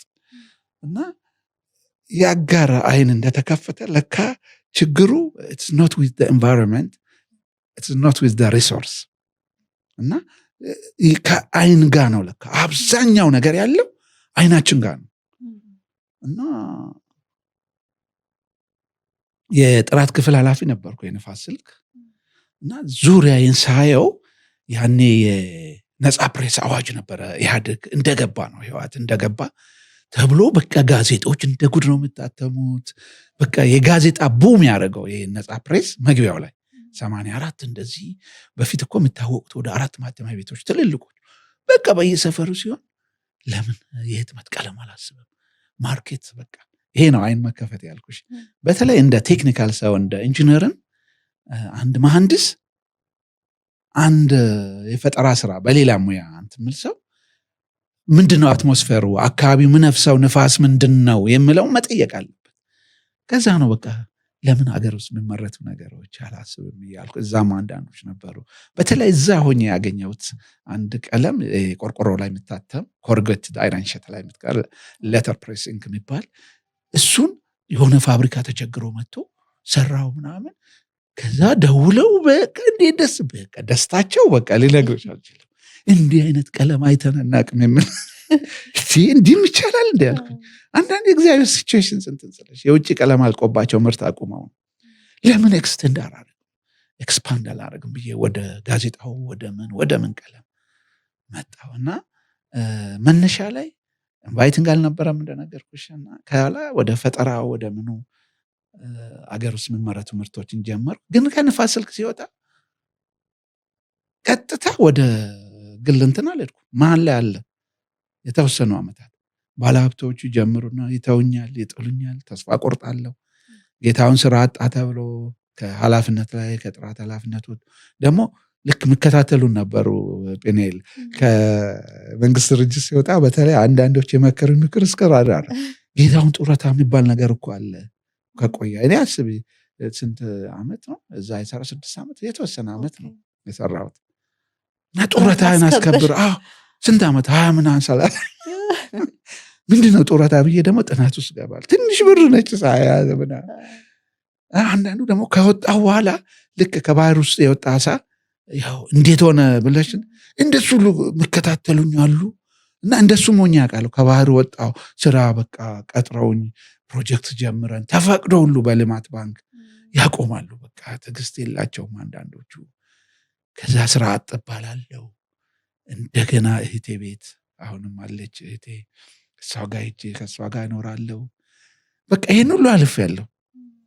እና በኋላ ነው አቶ ዱግማው እንደ የሚባል የእሽገዳይ ዘሚል ቀለም በመሃል ብዙ አልፌ እሱ ወሬ ጊዜው ይቀር በጣም በቃ ማይሰሙሽ ባለ ምንቁሽ ምናምን ይሄ ደግሞ ምንድነው ደግሞ ሰራው የምትለው እያሉ እነሱ ሁሉ ግን እሽገዳ ገብቼ ቲቪ ላይ አይተውኛል። ስኬት ፕሮግራም ላይ ቀርብ እና አቶ ዱግማ በጣም ጥሩ ሰው ናቸው። እግዚአብሔር ከሳቸው አገናኘኝና ወደዚህ ወደ እዛ ማቴሪያላይዝ አረኩ ፕሮጀክት የተወሰኑትን ስገባም ነግራቸዋለሁ። እኔ ወደፊት ሌላ የራሴን እንደማስብ ግን እዛ ቃል የገባሁትን ጨርሼ እዛ ያመረትኩት ምርት ወደ ገበያ እስኪገባ ደንበኞች አስተያየት እስኪሰጡ ከዛም ሲወጣ ራሱ መርቀውኝ ቁጭ ብዬ በቃ አሁን በህይወት የሉም አቶ ዱግማ እና በቃ ለእኔን አላሳዘንከኝም ብለው። ምክንያቱም አቶ ዱግማ በህይወት እያሉ ጌታን በጣም የሚፈሩ ሰው ነበሩ። ግሬት ኮሚሽን ሂልተን ሲደረግ አሁን ያለነው ግሬት ኮሚሽን ፎክሰር ነው። ሌላ ጊዜ ማይዙትን መኪና ይዘው ነበር የሚሄዱት። አንዴ ምን አሉን፣ እናንተ ጋር እኮ ትምህርቱ ደስ ስለኛል፣ በቃ የምታስተምሩት ትምህርት የኔም ቤተክርስቲያን መቼ ይሁን የምታስተምረው እንደዚህ እያልኩ እቀናለሁ ይሉኝ ነበረ። እና አሁን ልጆቻቸውም እያዩ ሊሆኑ ይችላሉ። ጌታን በጣም የሚፈሩ ሰው። የማኔጅመንት ስብሰባ አባል ስለሆንኩ እቀመጥ ነበረ። ተቀምጬ የሂሳብ ክፍል ኃላፊውን በጌታ ነበሩ። የሜንቴናንስ ኃላፊም ኤሌክትሪካል ኢንጂነር በጌታ ነው። የእሳቸው ጸሐፊ በጌታ ነው። እኔም እዛው አለሁ። ጌታን አመስግኑ ይባላል። የማኔጅመንት ስብሰባ ላይ በፕሮቴስታንት አማኞች ጸሎት ነበረ የሚጀመረው። እዛ የእስልምና ሃይማኖት ተከታዮች ያሉ፣ የኦርቶዶክስ ክርስትና የሚከተሉ አሉ። እና ጌታን አመስግኑ ተብሎ ተጸልዮ ነበረ የሚጀመረው ያ ስብሰባ። እና እግዚአብሔር ከእንዲህ አይነት ሰው ጋር አገናኘኝ። ፕሮጀክቶች ተለወጡ። በሰላም ቃሌን አክብሬ ወጥቼ ኒታ ከለር ሴንተርን አቋቋምኩኝ። በዚህ ሂደት ውስጥ ነው እንግዲህ ግን በኋላ እየቆየውም ሲሄድ ከዚህ ከፈጠራ ውጭ ቀለማት በሰዎች አይምሮ ውስጥ ወደ ከለር ሳይኮሎጂ ገባው። እንዴት እንደወደድኩት ቀለምን። በእርግጥ እንትን አልልም፣ የእግዚአብሔር እጅ ስራ ስለሆነ እግዚአብሔርን ነው ማከብርበት።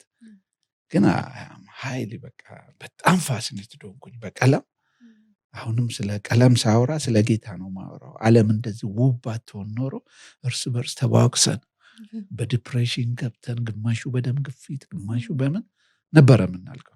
how the world is designed ከከለር ጋር በተገናኘ እና እሱ ደግሞ ሞር ፓሽን ሰጠኝ እና እግዚአብሔር ረድቶኝ ነው እንግዲህ እዚህ የደረስኩት። በጣም እኔም ቀጣዩ ጥያቄ ይሄ ነው። ስለ ከለር ብዙ አጥንተሃል፣ ተምረሃል፣ ብዙ ታነባለህ እና ስለ ቀለም ስታጠና በጣም ያስገረመ ወይም ያስደነቀ ነገር ካለ እስቲ ምሽት ነገር። ቀለም ያው ተፈጥሮን ስናነሳ በተፈጠረው ነገር ውስጥ ፈጣሪ ይታያል። ሮሜ ላይ እግዚአብሔርን ነው የምናመሰግነው how he designed። አሁን ለምሳሌ ሰማይ ለምን ሰማይ ሆነ ብለሽ አስበሽ ታውቂያለሽ? ዝም ብለሽ ኢንጆይ ታደርጊያለሽ አይደል? ኢንጆይ እናደርጋለን። we enjoy it without asking the cause እና ምክንያቱም ሳንጠይቅ እንትን እንላለን። ሰማያዊ ባይሆን ኖሮስ ቀይ ቢሆን ብለሽ አስበሽ ታውቂያለሽ? ወይ ብጫ ቢሆን ሰማያዊ እና እነዚህ ሁሉ ላይፍ ይቀየር ነበረ። ሰማይ እንደዚህ የምናየው። እሺ ወደ መሬት ነው። ምናልባት ከበረሃ ውጪ የሚበዛው ቀለም ግሪን ነው አይደለ? ግሪን ሁለት ዶሚናንት ከለሮች አሉ ማለት ነው በምድር ላይ። አንዱ ሰማያዊ ሰማይ ላይ፣ መሬት ላይ ደግሞ ግሪን። በእነሱ መሃል ሞቃት ቀለማት እንደ ጨው ነው የተሰጡት። ሚኒማሊስት አርጎ ነው የሰራው። ሞቃት ቀለማት በጣም እንዲበዙ አድርጎ አልፈጠረም እግዚአብሔር። ዲስ ቱ ከለርስ ባክግራውንድ ናቸው ለሌሎች ሞቃት ቀለማት። ይሄ ዲዛይን ላይ በጣም አፕላይድ ይሆናል። የኔቸር ዲዛይን ማዘር ኔቸር ይላሉ። ያው ማዘር ኔቸር ከየትም አላመጣችውም እግዚአብሔር ነው። እና አሁን ይሄ ሲፋለስ ነው ችግር የሚመጣው። አንድ ህንፃ ለምሳሌ ሙሉ ቀይ ብቀባ ዶሚናንት ቀለም ሰው ይላል አይደል? በየንተ አሁን ለምሳሌ ደንበል በፊት አሁን ተቀይሯል።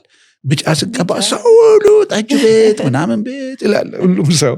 ለምንድን ነው? ከኔቸር እየወጣ ነው ማለት ነው። እና ዲዛይን ላይ ለሞቃት ቀለማት የተወሰነ ቦታ ነው የምትሰጪው። ኤሪያ ላይ ትጨቁኛለሽ፣ ስፋት ላይ because already power አላቸው ደማቅ ቀለማት። ቀዝቀዝ ያሉ ቀለማት ፓወራቸው ካልም ስለሚያደርግ ኤሪያ ላይ ታግሻቸዋለሽ። ቀዝቀዝ ያሉ ቀለማት ማለት ሰማያዊ፣ ግሪን እንደዚህ አይነት በግሪን እና በሰማያዊ ያሉት እና ሞቃ ስንል ኦሬንጅ፣ ብርቱካናማ፣ ብጫ፣ ቀይ እነዚህ ሞቃት የሞቃት ቀለም ፋሚሊ ናቸው። እና ስለዚህ አንዱ የሚያስደንቀኝ የተፈጥሮ ዲዛይን ነው። አሁን ለምሳሌ ሰማይ ቀይ ቢሆን ብዙዎቻችን በትንሽ ደቂቃው እርስ በርስ ልንቧቀስ እንችላለን። ምክንያቱም ኦቨር ስቲሙሌቲንግ ከለር ነው። ከመጠን በላይ ሰውን ያነቃቃል። ግጭቶች ይከሰታሉ። አንዴ አሜሪካ ውስጥ ባልና ሚስት ዝም ብለው ከሞቃት ቀለማት ውስጥ አንዱን ቀብተው ዳይኒንግ ውስጥ ብሄቨራቸው ተቀየረ። በቃ በቴስታ ልማቱ ምናምን ሲሉ ከለር ኮንሰልታንት አለ መጽሐፍ ውስጥና ከለር ኮንሰልታንቶች ተጠሩና ምንድነው የተቀየረው ሲባል ቀለሙ ነው አሉ። ባይዘ ከለር ኮንሰልቲንግ ላይ እስከ ፕሮፌሰርነት። ከዛ ኤንቫይሮንሜንታል ሳይኮሎጂ የሚባል አለ። ይሄ ዙሪያሽ አንቺ ሳታቂ አንቺ ላይ የሚያመጣውን ተጽዕኖ የሚያጠ ብዙ ጊዜ እኮ አክናሎጂ አናረግም፣ ግን ተጽዕኖውን እናስተናግዳለን። እና ከዛ ወደ ድሮ ቀለማችሁ ተመለሱ ተብሎ የድሮ ተቀባ እና ምንድነው ዲተርሚኒስቶኛ አይደለም፣ ቀለም ስለተቀባም ብቻ አሮሳል እንትኑን ይጨምረዋል፣ ግጭቱን ያፋፍማልና ሰማይ አስብ እንግዲህ ትንሽ ቦታ እንዲህ ስለሆነ ነው። ሰማዩን አስብ እንግዲህ አንዳንዴ ለዚህ ነው ቀይ አንድ ግድግዳ ብቻ ተቀብቶ መሀል ላይ ፔይንቲንግ ሲቀመጥ ፓወሩን ያደክመዋል ማለት ነው፣ ማለዘብ ምናምን። እና ሰማይ ወደ ሌሎች ቀለማት ወደ ሞቃት ቢሆን ኖሮ በተለይ ከደም ግፊት ጋር በተገናኘ ከኢሞሽናል ኮንዲሽኖች ጋር በተገናኘ ጥናቶች ተደርገዋል። ባይዘ ቀይ በጣም የበዛበት አካባቢ ምን እንደሚሆን እና ይሄ የተፈጥሮ የእግዚአብሔር ዲዛይን በጣም ነው ደስ ያለኝ። ስለዚህ እኔ እንዴት ድንቅ አምላክ ነው እኛ የምናመልከው የምለው መዝሙር ላይ አንድ ቁጥር ባይዛ እሱ መዝሙር መጠናት አለበት፣ በጣም መጠናት ያለበት። ይሄ ኢንቴሊጀንት ዲዛይን የደረጀ ወንድም መዝሙር ነው ይባላል፣ ደረጀም ነው ይባላል። ብዙ ሰው የሚለው ግጥሙ የወንድሙ ነው ይባላል እና ያስታውቃል ከነሱ የሚወጣ ነገር። ያው ከነደረጀ የሚወጣ ግጥም ይለያል እና ኢንቴሊጀንት ዲዛይን በቃ ምን ልበለሽ ለእኔ እቅበተ እምነት ነው። እንዴት ድንቅ አምላክ ነው እኛ የምናመልከው የሚለው መዝሙር አፖሎጂቲክ የሆነ መዝሙር ነው ለኢንቴሊጀንት ዲዛይን። ተፈጥሮ ዝም ብላ የመጣች ባይቻንስ የመጣች አይደለችም ለምለው። እዛ ላይ አንድ ቁጥሩ ምን ይላል? የአበቦች ፍካታ፣ የወፎች ጫጫታ፣ የቀለም መዋሃድ፣ የሰው ልጅ መዋደድ፣ የእምነት እርካታ፣ ሰላምና ደስታ፣ የጽዮን ውበቱ፣ የእውነት ጥራቱ፣ እኛ የምናመልከው መሰረቱ ይላል። ከዚህ ውስጥ ሌሎቹ የአበቦች ፍካታ ያገባኛል፣ ስለ አበቦች ቀለምም ሁሌ ስለማጠና፣ የወፎች ጫጫታ ሙዚቀኞች ያጥኑት፣ የሰው ልጅ መዋዳት ሳይኮሎጂ ኦፍ ላቭ እንደዛ ይሄዱ እንዲህ ያለን ልንሄድ እንችላለን። እኔ ግን የአበቦች ፍካታ፣ የቀለም መዋሃድ፣ የጽዮን ውበቱ ኤስቴቲክስ ነው እና የቀለም መዋሃድ በተለይ እኔ ምናልባት ወንድሞ ከሆነ በአፓ ዘመን እንደሞተ ነው ማውቀው የደረጀ እጠይቀው ነበር። እንዴት መዋሃድ ስትል ምን ማለት? በእውነት ትልቅ እንትን እኮ ነው። ከለር ሚክሲንግ አንድ ቲዮሪ ነው በአርት ስኩል በምንም ስትሄጂ። አሁን 3 ቤዚክ ከለሮች አሉ በፀሐይ አርጂቢ፣ ቀይ፣ ግሪን እና ሰማያዊ ላይት ላይ ፕራይመሪ ከለርስ ናቸው። እነሱን እኮ እያዋሃድሽ 17 ሚሊዮን ቴዎሬቲካሊ ታገኛለሽ። እነሱን እየደባለሽ የቀለም መዋሃድ ስል እኔ 17 ሚሊዮን ቀለም ነው የምታየኝ። 17 ሚሊዮን ቀለም ከነዚህ 17 ሚሊዮን 10 ሚሊዮን ጥሩ ጤነኛ አይን ያለው ግሩፕ ማድረግ ይችላል ይባላል። እንዲህ ብዙ ጊዜ አውርቼ ያለው በዚህ ላይ እና እዚህ ጋር የቀለም መዋሃድ ስቲ 2-3 የሎና ቀይ ተደባልቀው ኦሬንጅ የሚባለውን ብቻ አይደለም ማሰብ። 3ቱንም እኩል ስታደባልቅ ነጭ ነው የሚመጣው። 3ቱ አርጂቢ የብርሃን እንትን ላይቲንግ ላይ የሚሰሩ ያውቃሉ። ነጭ ቀለም ነው የሚመጣው 3ቱም ሲደባለቅ። አሁን እኮ ነጭ የሆነው የምታየው አሁን ከሚያስደንቁ ነጥብ አንዱ ይሄ ነው። ነጭ ባይመጣ ዓለም እኮ ጥቁር ነው የምትሆነው። እግዚአብሔር ከፀሐይ ነው ባይዘይ ከለሮች የሚመጡት በሙሉ አርጂቢ የላይት ከለር ተደባልቀው አትሞስፌር ላይ ነጭ ባይሆኑ ወይ ቀይ ቢሆኑ ዓለም ቀይ ነበር የምትሆነው፣ ወይ ብሉ ቢሆኑ ዓለም ብሉ ትሆናለች። እና እግዚአብሔር አውቆ አርጂቢ የላይት ከለሮች ተደባልቀው ሲደባለቁ ነጭ እንደሆኑ ብርሃን የምንለው ነጩን ነው። እና ይሄን ነጭ እኮ ነው አይዛክ ኒውተን ፕሪዝም ያስገባና ግላስ እንትን ሲያይ ብትንትን አሉ ወደ ኮምፖነንትስ ወደ ስሪታቸው ሲሄዱ እነዚህ አርጂቢዎች የስፔክትረሞች በሙሉ የቀስተ ደመና ምንላቸው አየር ላይም እነዚህ ከአርጂቢ ከፀሐይ የተለቀቀው ሲመጣ ብናኞች አሉ፣ የፀሐይ ድሮፕሌትስ አሉ። እነሱ ስመቷቸው አቅጣጫ ሲቀይሩ እዛም መስታወቱም ላይ አቅጣጫ ነው የቀየረው። እዚህም የድሮፕሌትስ የደመና ላይ ያሉ እንዲሁም ደግሞ ብናኞች እነሱ ልክ ስመቷቸው እኔ እሱም ብዙ ጊዜ በምን እመስላለሁ መሰለሽ ሩጫ ላይ ስታይ ጅምር ላይ ሁሉም እኩል ነው አይደል? በኋላ እየተንጠባጠበ ይሄዳል አደጋው ሲበዛ። እንደዛው አርጂቢ የተለቀቀው አደጋ ይሄ ሪባውንስ የሚያደርገው ነገር ሲያገኝ ነው ብትን የሚለው ወደ ከለሮቹ ማለት ነው። ባይዘው ኒውተን ነው ለመጀመሪያ ጊዜ የከለሮች ሁሉ እናት ፀሐይ ነች ብሎ የተናገረው። እና እኛ ብዙ ጊዜ ፀሐይን ብርሃን ምንጭ ምናምን ነው፣ የቀለም ምንጭም ነች። ምናልባት ትኩረት ያልሰጠን ካለ ቀለምም የመጣው ከሱ ነው፣ ከምድራችን ላይ የምናያቸው ቀለማት። ይሄ በጣም ይደንቀኛል።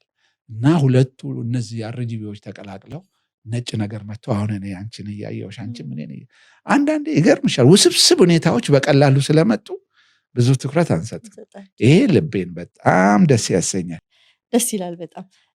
አንዳንድ ጊዜ ስለ አንድ ነገር ስናጠና ወይም ስለዛ ስናወራ ያ ነገር ትኩረታችንን ይይዟል። ለምሳሌ ስለሆነ መኪና ካወራን እንደ አጋጣሚ በቃ ውጪም መንገድ ላይም ብዙ እናየዋለን። ሌላ ጊዜ አስተውረን ያላየናቸውን ነገሮች ማለት ነው።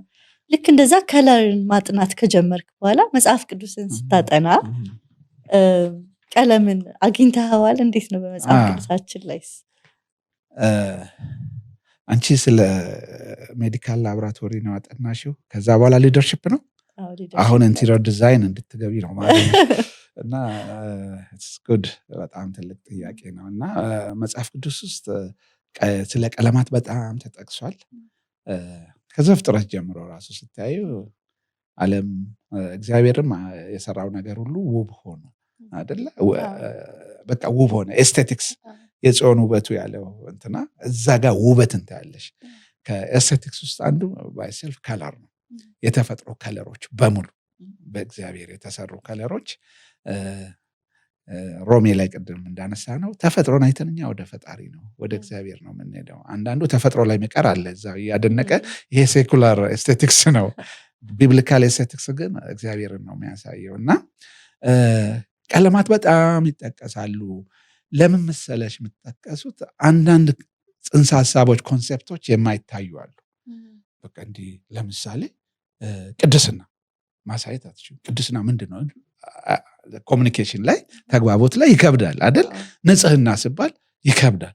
ግን የምታይ ምን አለ? ለምሳሌ ነጭ ቀለም አለ አይደል? ስለዚህ መጽሐፍ ቅዱስ በተለይ በክርስትና እምነት ስትመጪ ነጭ የቅድስና የንጽህና የአራቱ ሽማግሌዎች የሚለውን በሙሉ ስታይ ዋይት እንደ ንጽህና ስለ ነጭን ስለምናየው ሲምቦሊክ የሆነ ተምሳሌታዊ የሆነ ሚኒንግ ይኖረዋል ማለት ነው። እኔ ግን ከዛም አልፎ ስለ ነጭ ስነሳ ከክርስትና ጋር በጣም የሚገናኝብኝ መጽሐፍ ቅዱስ ውስጥ የምጠቀሰው ነጭ ማለት ምን ማለት መሰለሽ? ከፀሐይ የመጡ ከለሮች መጥተው ሁሉንም መልሶ ሲሰጥ ነው።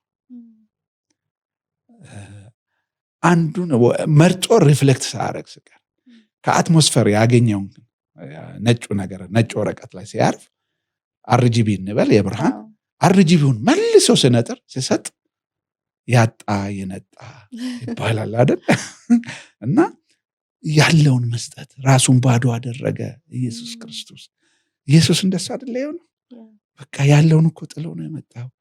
አንዳንድ ወገኖች ሊሆን ይችላል እንትንን ትቼ ዝናዬን ትቼ ሀብቴን ትቼ አለ ወይ ሀብቱ እያልኩ አንዳንድ የሚጠይቀው ነገር አለ። ሲኖርሽ መተውና ሳይኖርሽ ትቻለሁ እያሉ መዘመር በእርግጥ ይለያያል። ክብሬን ትቼ የትኛው ክብር ነው?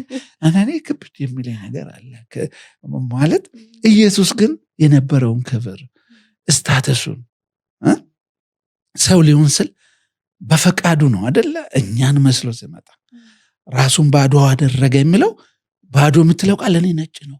ነጭ እኮ ሁሉን ሰጥቶ ብቻውን ነው ያለው። ስለዚህ ነጭ ነው ቸር ነው እላለሁ። በቃ ቸር ነው፣ ይሰጣል ሁሉንም ያለውን። ይሄ ደግሞ ለእኛም ትምህርት ነው። እናንተም እንዲሁ አድርጎ አይደለም የሚለው አንዳንዴ በጣም ስመሰጡ እሱ ባደረገው ነገር ምሳሌ ሊሆነን ነው። እና እኔ ነጭ ስጠቀስ በቃ ይሄ ነው በቃ የሚታየኝ፣ ያለን ሁሉ መስጠት፣ ራሱን ባዶ አድርጎ የባሪያ መልክ ይዞ ምን አልኩ እያለ እሺ ያለው ነው የተወው ጌታ። እርሱ ከአብ ጋር እኩል ሆኖ ሳለ መተካከልን ምናምን ይላል አይደል? እንደዛ ዕብራውያን ላይ አይተን እንደዚህ አይነት እንትንና የነጭ ሚኒንጉ በጣም ብዙ ነው እና ነጭ የክርስትና ሲምቦል ቢሆን እኔ ቅር አይለኝም። በቃ ደስ ይለኛል ነጭ እንደዛ መሆኑ። ከቅድስና ጋር ብመሳሰል ይሄን ሁሉ አድርጎ እንዴት አለመቀደስ ነው ህይወትሽን ሼርድ የሆነ ላይፍ ለሌሎች ስትሰጪ ምን ስትይ። ተቃራኒው ደግሞ ጥቁርን መጽሐፍ ቅዱስ ውስጥ ላይ ብዙ ያው የጨለማ ስራ ይልሻል ምን ይልሻል። ጥቁር ደግሞ ምን መሰለሽ አርጂቢ መጣና አርፎ አንዱንም አይሰጥም፣ ይውጦ ነው የሚያስቀረው ሶስቱንም። ያኔ የሚሰጠው ነገር የለም፣ ጨልሞ እዛው ይቀራል ማለት ነው። ምንም አይነት ቻሪቲ የለም ወይ ግሪኑ እንኳን ብሰጥ ግሪኑ አሁን ግሪን ስንል እኮ አርጂቢ ላይ ብሉና ቀዩን ውጦ ግሪኑን ወደኛ ስለላከ ነው። ግሪኑም አይሰጥሽ፣ አንዱንም አይሰጥም፣ ሁሉንም ውጦ ሲያስቀር ጨለማ እንደዛ ነው። ንፉግነት እላለሁ እኔ። ንፉግ ነው ጨለማ፣ ጥቁር ቀለም ንፉግ ነው። እና ባይብል ላይ ብዙ ጊዜ ጨለማን ከዲያብሎስ ስራ ጋር ከምን ጋር ከግሪድነስ ጋር ይሄ ስስታምነት ምናምን እና በዚህ ደረጃ ሲምቦሊክ ነው። ሌላ ሐምራዊ ምናምን ብዙ ጊዜ ይጠቀሳል። ሐምራዊ የካህናት ከለር ነው። it is a symbol of royalty ሮያል እንትንን ነው የሚያሳየው። የሜዲቴሽን ከለርም ነው፣ የጸሎት ከለርም ነው። እንደውም ዳቪንቺ ምን ይላል? ሐምራዊ ቀለም ባለበት መስራት ሜዲቴሽን የሆነ እጥፍ ቁጥር ይጨምራል ይላል። እና ካህናትም ይጠቀማሉ። እና ሮያል ይሄ ካህናት አይደለንም? ሁሉም በአዲሱ ኪዳን ሁላችንም ካህናት ነን። እና የካህናትን አገልግሎት ነው የሚያሳየው። እንደዚህ ያልሽ ስካርሌት ሬድ ላይ ስትመጪ እንደየአውዱ ሊለያይ ይችላል። መጽሐፍ ቅዱስ ላይ ዋናው አውድ ፖዚቲቭሊ በምንወስደው መስዋዕትነትን ነው። መልአኩ የመጨረሻ ሚራክል ሲያሳይ ቀይ ቀለም ቀይ ደምን አይቶ ነው አይደል? በደምስ ህይወት አለ እና ያንን አይቶ ነበረ የሚያልፈው። ብሉ ብትቀቢ ኖረው በቃ ገባሽ ማለት ነው። ሌላ ከለር እና ቀይን በከለር አይደንቲፊኬሽን ነው ያለፈው። ከለር ዲስክሪሚኔሽን ይባላል። ይሄ ከለር መለየት። ያ መልአክ ከለር ዲስክሪሚኔሽኑ ፓወርፉል ነው ማለት ነው። የቀለም ባይዛ አንዱም ጥቅም መለያ ነው። አሁን ሌባ ሲጠፋ ፖሊስ እንዲያነሰው እንዲያነ ቀለም ጠይም የአይኑ ቀለም ምናምን እሱን ሌላ ጊዜ እናወራናል። እና ትልቅ እና ያ መልአክ ከሌሎች ነገር ከእንትኖች ከግብጾቹ እንትን እየለየ የሄደው ቀይን ነው፣ የመስዋዕትነትን የበጉ ምሳሌ። በኋላ ደግሞ የጌታ ኢየሱስ። ሌላ ቦታ ግን እንደ ስቴን አሁን ነጭ ላይ ከቅድስና ጋር ስንወስደው የሆነች ቀለም ሲያርፍ እያቆሸሸው ነው አይደል? ነጩን ነገር በክርስትና ህይወት በሱ ሲምቦል ደግሞ ኃጢአት እንዳለላ ብትቀላ እንዳመዳይ ትነጻለች፣ እንደ ደምን ብትቀላ እንደ ባዘተው ትጠራለች ይላል። እና እንደ ደም ብትቀላ ቀይ ነው። እዛ ጋር ምንድነው? ነጭ ላይ ኃጢአት ነው። ነጭ ላይ የሚመጣ ነገር ያንን ንጣቱን ያጠፋል። በዛ አውድ ደግሞ ሌላ ትርጉም አለው። እንዲህ እያልሽ ብዙ ከለሮች መሄድ እንችላለን። ግን ከሁሉም በላይ መጽሐፍ ቅዱስ ውስጥ ስለ ቀለም ካነሳሽ በጣም የሚገርመኝ ያዕቆብ ነው። ያዕቆብ ላባ ቤት እየኖረ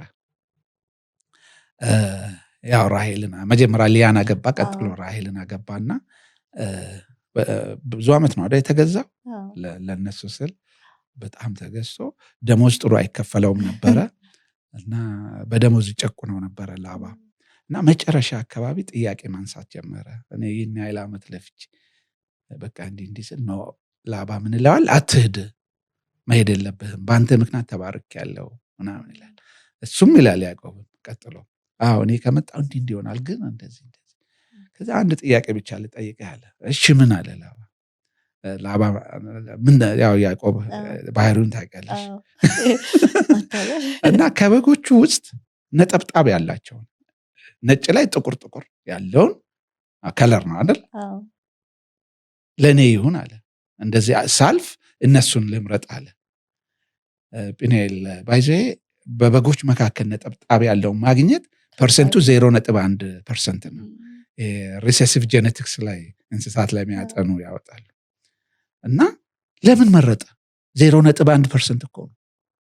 እና ሳልፍ ነቁጣ ያለባቸውን ነው የምለው ስፖትድ የሆነ እና አንዳንዴ ትልቅ ስፖት ይኖራል ነጭ ላይ ጥቁር ላይ ትልቅ ነጭ ይኖራል። አንዳንዴ ጥቃቅን ይሆናል ስፖትድ የሆኑ እና እነሱ የኔ ይሆኑ አለ ላባ ይሁን አለ። ደስ አለ ምክንያቱም ፐርሰንቱ ትንሽ ነው። እሱ ግን ነገር ስላለ ነው ያዕቆብ እንደዛ ያደረገውና እንደዚህ አይነት እንትኖችን ማግኘት እንዳልኩሽ በጣም ከባድ ነው። ምናልባት ወደ 0.1% ወደ 25% የሚሄድበት ጊዜ አለ። ያ ምንድነው? የበጓ እንስቱና ተባዕት አይደል የሚባለው ሁለቱም ጠቃጠቆ ካላቸው 25% ይሆናል። ፐርሰንቱ 25% ይሆናል። ከሁለቱ ግን አንዱ ጥቁር ወይ ሌላ ከለር ከሆነ 0% ነው የሚለው ጥናቶች ላይ 0.1% እኮ ኦልሞስት 0% ነው ሪሴሲቭ ጄኔቲክስ ላይ። እሱ ግን ይሄን መረጠ። ከዛ መረጥና ምናምን ለብቻ ለይቶ ይዟቸው ምናምን ወጣ። ከዛ ትንሽ ቆይቶ ጀመረ ስራውን፣ የምናውቀውን ስራውን። ምን አደረገ? እነዚህ በጎቹ መጥተው ውሃ ስጠጡ የሆነ አንድ እንጨት አለ እና እሱን እንጨት መረጠና እንትኑን ቅርፊቱን ላጠው።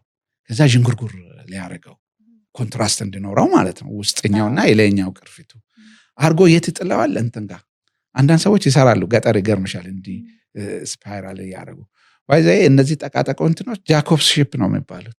ያዕቆብ በግ ነው የሚባሉት በእንግሊዝኛ። በቃ ጠቃጠቀው ከሆነ ጃኮብስ ሺፕ ነው የሚባሉት አሁንም ድረስ ማለት ነው። ከዛ እንትን ሲያደርግ እሱን እያዩ ውሃ የጠጡ እንትኖች ይጎመጃሉ። እንትኑ ያንን ይጎመጁና ጠቃጠቀው እንትን ይወልዳሉ። እና እንደውም የበረቱቱ ናቸው እንደዛ የሚወልዱት ይላል መጽሐፍ ቅዱስ ላይ ዘፍጥረት 30 ላይ አለ። እና ደካሞቹ ላይ አያሳይም። ያዕቆብ እኮ የሚገርም ሰው ነው። ደካሞቹ አይወልዱም፣ አይተው እንኳ አይወልዱም። የሚወልዱት ብርቶቹ ናቸው። ይሄ እድሜያቸው ገና ያንጎ ነው ምናምን እና ሲጎመጁ ምናምን ያዩና ይሄ ምንድን ነው? ከከለርም አለፈ እኮ አሁን ወደ ምን ይሄዳል መሰለህ? ወደ ኒውሮሎጂ ነው የሚሄደው። ምጠኑ ጥናቶች አሉ። ሚረር ኒውረንስ የሚባሉ። ሚረር ኒውረንስ ማለት ዝንጀሮ ላይ ነው ጥናት ያደረጉት። አንዱ ዝንጀሮ ጋር ሙዝ አስቀመጡለትና ሌላውን ዝንጀሮ አርቀው አስቀምጠው እንዲያይ፣ ግን ቴብሉ ግን የዝንጀሮ ባዶ ነው የለውም። ስለዚህ አሁን ይሄኛው ዝንጀሮ ልክ ባይዘ አንጎል ላይ ብሬን ኢሜጂንግ ቴክኖሎጂ አለ በዚህ ዘመን። ዝንጀሮቹ አንጎል ላይ ተሰክቷል ኒውሮሎጂ እንትኖች ትራንስሚተሮች እና ስክሪን ላይ ነው የሚያዩት የአንጎሎቹን ንቅናቄ ስሜቱን ተከትሎ ሁለቱም ጋር። አሁን ይሄኛው ዝንጀሮ ሙዙ ያለበት እጁን ሲያንቀሳቅስ የዛኛው ኒውሮሎጂ መስራት ይጀምራል። እጁ ላይ አንጎሉ ላይ እጅ የሚያንቀሳቅሱ እንትኖች መንቀሳቀስ ይጀምራሉ ምናምን። ከዛ ልክ አፉ ላይ ሲወስድ እንቅስቃሴውን ይጀምራል ምንም ሙዝ ሳይኖር ማለት። ሚረር ኒውረንስ ይባላል ይሄ። ልክ ዱፕሊኬት ያደርጋሉ እዛ ምንም ሳይኖር። እሱ እንግዲህ ያውልሽ ያዕቆብ እነዛን አስቀምጦ ይሄኛውን ቢሆን እያሉ ይጎመጁ ነበር ይላል ስሉ የእነሱ ኒውሮሎጂካል ሲስተም ሽፍት እያደረገ ነው ወይ? ሪሴሲቭ ጄኔቲክስ ያለው ከጥም ሽፍት እያደረገ ነው ወይ ወደ እንትን ምለው ለጥናት ምጋብዝ ነው። እና ከዛ ዝንጀሮ እንትን ስል ልክ ምራቁ ሲመጣ እዛም ምራቁ ይመጣል። ምንም አሁን ብዙ ጊዜ እንደሱ አይደለም ያለው። አሁን ካፌ እኮ አንዳንዴ ሰው ገብቶ የሆነ ሰው እንበል ኮካ ሲያዝ እዚህ ማለት ኮካ ይላል። ያንን አይቶ ሚረር ኒውሮኖች ናቸው እንደዛ የሚያደርጉት። እና እዚህ ጋር የሚገርም የቢብሊካል ኮንሰፕት ከከለርም አልፎ በቃ ወደ ኒውሮሎጂ የሚወስድ እና በዚህ መልኩ በጣም ብዙ ሀብት አገኘ።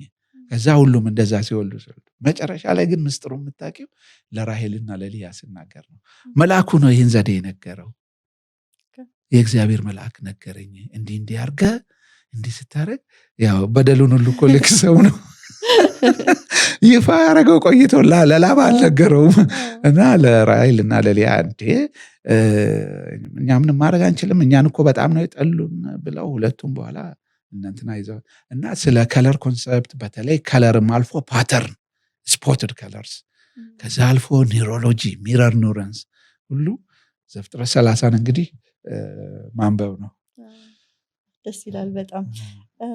የምንለብሰው ልብስ በቤታችን የምንቀባው ቀለም ወይም የምንጠቀማቸው በቤተክርስቲያናችን ሊሆን ይችላል፣ በቢዝነስ ኤሪያዎቻችን ሊሆን ይችላሉ እና ስለኛ የሚናገረው ነገር አለ። በደንብ ነው የምናገረው። ያ የምናገረው ነገር ግን ከየት መጣ ምለው እሱ የራሱ ጥናት አለው። የከለር ሳይኮሎጂ ጥያቄ ነው ጥያቄሽ። ለዚህም የመጀመሪያው ፐርሶናሊቲ ጥናት አለ። ከለር ፐርሶናሊቲ አሁን ልብስ ላይ ቅድም አነሳሽው፣ የለበሽው ልብስ ስለ አንቺ የምናገረው የራሱ ቋንቋ አለው። ፓወርፉል ነው። ለዚህም ነው የጨርቃጨርቅ ኢንዱስትሪዎች ከከለር ኮንሰልታንትስ እንደውም ፋሽን ላይ ከለር ፎርካስተርስ ነው የሚባሉት፣ ተንባዮች። የሚቀጥለው 5 ዓመት ፋሽን ይሄ ነው የሚሉት ማለት ነው። የእነሱን መረጃ የሚጠይቁት ምክንያቱም ልብሱ ስገዛ ከለር ትልቅ ዲሲሽን ይወስዳል። ኦልሞስት በፊት 60 እያልኩ ነበር። አሁን ይገርምሻል የቅርብ ጊዜ ጥናቶች ወደ 95 እየደረሰ ነው። 95% አንድ ሰው የልብሱን ከለር ካልወደደ አይገዛው። ይሄ ቀላል ነገር እንትን ነው። በነፃ እንኳን ብሰጥሽ እኮ አትለብሽም።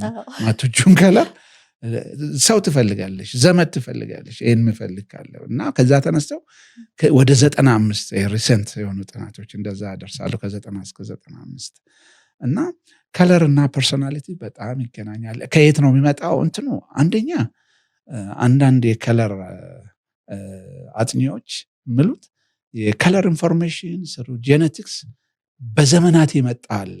ጄኔቲካሊ ኮድድ የሆነ እኛ ሳናቀው በእኛ ማይንድ ውስጥ የተቀመጠ ኢንፎርሜሽን አለ ለብዙ ሺህ ዓመታት ከወላጆቻችን ከቅድመ አያቶቻችን የመጣና ተደብቆ ያለ የሚሉ አሉ። ይሄ አሁን የትኛውን ቲዮሪ ፉርሽ ያደርጋል? ህፃናት ሲወለዱ አንጎላቸው ባዶ ነው ይባላል አይደል? ባዶ ወረቀት ነው ምናምን የሚባለው ፉርሽ አድርጎት ኦልሬዲ አለ። ኮድድ የሆነ ሬጂስተርድ የሆነ አለ። ያ ነው የሚሉ አሉ። አንዳንዶች ደግሞ ከማህበረሰቡ መውሰድ ሶሺዮሎጂካል ኢንተራክሽን ነው።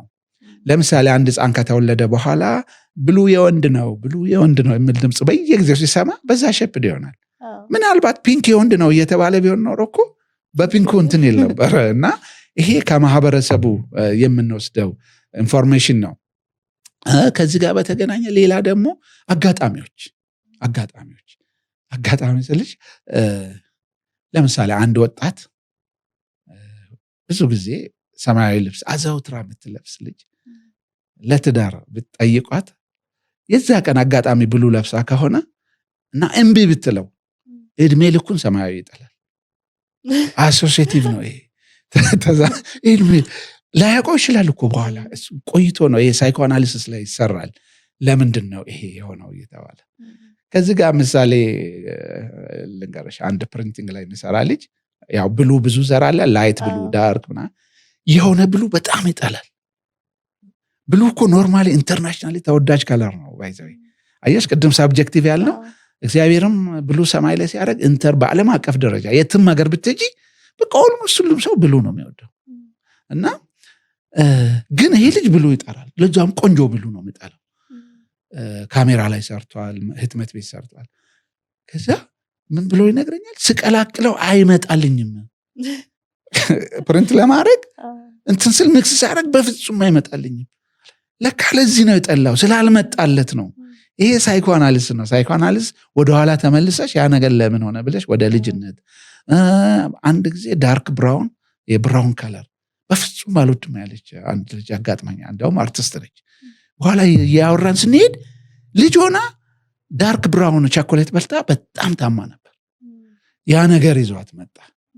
እና ይሄ ምንድነው በህይወት ዘመንሽ ያጋጠመሽ ነገር ከማህበረሰቡም ውጪ በግልሽ ማለት ነው ያ ነገር ይሆናል። ግን ጄነራሊ ግን አሁን በፐርሰንቴጅ ደረጃ እንትን የምትዩ ነገሮች አሉ ከእምነት ጋር የሚገናኙ።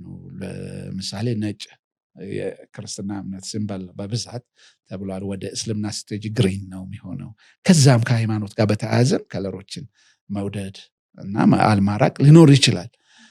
ከዛ ውጪ አርኪቴክቸር ላይ ስትመጪ የከለር ሳይኮሎጂ ራሱን የቻለ ትምህርት ነው። በጣም ሰፊ ነው። ቀለማት ከመሰራታቸው በፊት የሀገሩ ታሪክ ይጠናል። እዛ አካባቢ አንድ ወቅት የሆነ ጨርቅ ፋብሪካ ነው ኢትዮጵያ ውስጥ። የውጭ ዜጎች ናቸው። ፋብሪካውን መጥቀስ ስለማያስፈልግ ነው። መጡና ልክ እዛ የጀመሩትን እዚህ ከለር ማምረት ጀመሩ። ከዛ ክሳራ ማን ይግዛቸው? ከዛ ወደ ገጠር ወርደው አጠኑ የሰዎችን ፍላጎት ምናምን። ከዛ በኋላ ነው ማንሰራራት የጀመረው። አንድ ወዳጄ ነው የነገረው፣ አባቱ ስለነገሩት በዛ ወቅት ስለነበሩ። እና ከለር የማህበረሰቡ የራሱ የሆነ እንትን አለው። እና ኢትዮጵያም ውስጥ ከፐርሶናሊቲ ጋር ስታስተያይ ሰሜን የተወደደው ደቡብ ላይ ይወደድ ይችላል፣ ደቡብ የተወደደው ሰሜን ላይ ይወደድ። በዚህም ይሄ ማህበራዊ ህይወት ያልኩሽ እኔ የኢትዮጵያ ከለሮች ላይ ብዙ ጊዜ ሳጠናም አንዱ የሚገርመኝ ነገር ይሄ ነው። ከሰሜን ወደ ደቡብ ስትሄጂ ከለር እየጨመረ ይሄዳል። ልክ እንደ ሙዚቃው እንደ ዳንስም ወደ ሰሜን ሞር አንገት ላይ የሆነና ቀስ እያለ ይህን ካወራው ብዙ ዓመት ሆኖኛል። 6-7 ዓመት በዚህ ላይ እንትን ያልኩትን ትከሻ ላይ ይወርዳል ቀስ እያለ። ደቡብ ስትሄጂ ወደ ታች በቃ ከወገብ ጀምሮ ወላይታ ምናምን ስትሄጂ ሙሉ ሰውነት። ይህንንም እኮ እንዲህ ያደርጋል አይደል? ዳንስ ለማስተማር አይደለም። ከታች ጀምሮ እስከ ላይ ምንድነው ይሄ ሁሉ ብለሽ ልታጠኝ ትችያለሽ። ወደ ጉራጌ ዞን አካባቢ ስትሄጂ ደግሞ እግር አሪፍ ጂም፣ የሚገርም ጂም። እኔ እንደውም በእነሱ የልብስ ከለሮች ላይ የተወሰነ እንትን አድርጌያለሁ። ከፐርሶናሊቲ ከለር ለምን እንደሚወደድ እየነገርኩሽ ነው። እና አሁን ኢትዮ ጃፓን ናይለን የሚባል እንትን አለ፣ ሞጆ ፋብሪካ፣ የናይለን ፋብሪካ። እና በፊት አሁን እየቀነሰ መጣ እንጂ እኔ ባህሎቻችንን ለምን እንደማንጠብቅ ግራ ነው የሚገባኝ። ናይለን በብዛት መለብሱት ወደ ጉራጌ ዞን ነው። የደማቅ ፍሎረሰንት፣ ለዛው ይሄ አንጸባራቂ ናይለኖች ግሪን፣ ፒንክ፣ ኦሬንጅ ምናምን። እና ለምን ወደ ሌላ አካባቢ አልተለበሰም እያልኩ በጣም እንትን ነበር እጠይቅ ነበረ።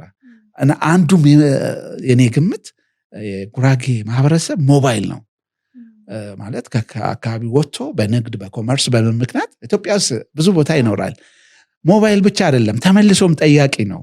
ህዝቡን በበዓል ወቅት በምን ሲጠይቁ አዳዲስ እንትኖች ምርቶች ባገኙ ቁጥር ይዘው ይሄዳሉ ስጦታ። እና በዚህ ምክንያት ይሆናል ነው የሚለው በዚህ በኮመርስ እንቅስቃሴ። ግን ከሁሉም በላይ የዚህ የናይለኑን ጥቅም ያየሁት ለዚህ ለእግር እንቅስቃሴው አስቢ፣ መርዶፋ ምናምን ቢሆን እንደዚህ እግራቸው ያረጉ ለዛ ጥሩ የተስማማ ነው የሚመስለኝ። ምክንያቱም እንደዚህ መታሴ ያደረጉ ሴቶቹ በደንብ ነው ትምለው። አጋጣሚ ሊሆን ይችላል ምናልባት መጀመሪያ ሞክረውት ክብደቱ ትንሽ ስለሆነ በቃው ናይለን ይሁንልን የሚል ጥያቄ ግምት ነው። እና ብዙ ጥናቶች አሉልሽ ነው። ጨርሻለሁ ይሄን ጥያቄ። በጣም ደስ ይላል። ግን አሁን በዘፈቀደ ብንኖርስ ማለት ለቀለም ባንጠነቀቅ፣ ስለ ቀለም ባንጨነቅ፣ በቢዝነሶቻችንም ላይ በቤታችንም ላይ በልብሳችን እንደዘፈቀደ በቃ ብንለብስ ወይ ቀለምን ብንጠቀም ምን ጉዳቶች ያስከትላሉ? ብዙ ጊዜ ተዘልፎ አንገቱን ያደነደነ ድንገት ይሰበር፣ ድንገት ክሳራ ውስጥ ነው የምትገቢው። በተለይ በቢዝነሱ ዓለም በዲዛይን ላይ በዚህ በሎጎ በምን ላይ በጣም ማርኬቲንግ በጣም ከለርና ማርኬቲንግ። አሁን ስለ ጨርቁ ነው ያነሳውለሽ። በዚህ በግራፊክ ዲዛይን ላይ እቃዎችሽ እንዲሸጡ የሚያደርገው ነገር የቀለም ልነግርሽ አልችልም። ፓኬጅ ላይ ስትመጪ አሁን ለምሳሌ በዘፈቀደ ጥቁር ግሬ ቀለም እስቲ ኦሮሚያና ደቡብ ላኪ፣ በዘፈቀደ ትወድቂያለሽ። ማንም ገዛሽ አይኖርም፣ ዘፈቀደ ስለሆነ ማለት ነው። አንድ ወዳጄ አንዴ እንደሱ አድርጎ ነበር ጨርቅ ላይ፣ ጎበዝ ልጅ ነው። እና ዳርክ ግሬዎችን ወደ ደቡብና ኦሮሚያ ላኩኛል። እዛ ከለርፉል ነው የሚፈልጉት። ተመልሶ ተጭኖ መጣ ተመልሶ። ምክንያቱም ከለር ፐሪፈራንሱን ባይዘ ከለር ፐሪፈራንስ ይባላል የከለር ምርጫ ጽንሰ ሀሳብ። እና አሁን ያውልሽ ወደ ደቡብ ግሪን ነገር ነው ደግሞ ይበዛው። they go for the opposite። ቅዝቃዜው ብዙ ስላለ የቀለም ቅዝቃዜ ነው ማለት። ወደ ላይ ሲያዩ ሰማይ ነው፣ ወደ ጎን እንትን ነው። ስለዚህ አንጎላቸው where is the balance ይላል። after image effect ይባላል ይሄ ራሱ በጥናቱ። ሁሌ አንጎላችን it seeks for the balance። በሰውም ዘንድ የሌለንን አይደል የምንፈልገው? የሆነ ነገር እንይዝና የሌለውን ታክሲ ላይ እንኳን የታክሲ ረዳት ያው ሰው ወያላ የሚለው ረዳት ለገባው እኮ አያስብም። ለመጪው ነው ሁሌ በቃ እስክትገቢ ጮና ከዛ ይረሳሻል ምናምን እና ሁሌም አንጎላችን እንደዚህ ነው ለሚመጣው ነው የሚያስበው እና አረንጓዴ በጣም በገፍ ስላለ where is the opposite ስለዚህ ወደ ቀይ ሊሄዱ ይችላሉ ወደ ብጫ ሊሄዱ ይችላሉ ወደ ኦሬንጅ ሊሄዱ ይችላሉ ልብሳቸው ላይ ተፈጥሮ ያልሰጣቻቸውን እነሱ ባላንስ አድርገው ለማምጣት ይታገላሉ ማለት ይሄ ግን ዲዛይን ላይም አይተሽ እንደሆነ ብዙ ግሪን ነገሮች ላይ ይሄድና ቀይ ነገር ታያለሽ ደስ አይልም ባላንሱ ያንን ነው ሚሚክ የሚያደርጉት እኔ የሚመስለኝ ያንን ኮፒ ያደርጉም ይሆናል እና ተፈጥሮ ላይ የሚያዩትን ቅድም ብዬሻለሁ ደማቅ ቀለማት በብዛት አይነው ካሉም ለተወሰነ ጊዜ ታይተው እንደ አደይ አበባ ሊሄዱ ይችላሉ እኔ አንዳንዴ አደይ አበባ መስከረምና ጥቅምት ብቻ መምጣቱ እንዳንሰለቻት ነው ሬር ሆና እንድንወዳት ማለት ነው እና ስለዚህ እዛ ጋር ዝም ብለሽ አሁን ጨርቅ ብትልኪ በዘፈቀደ ከላክሽ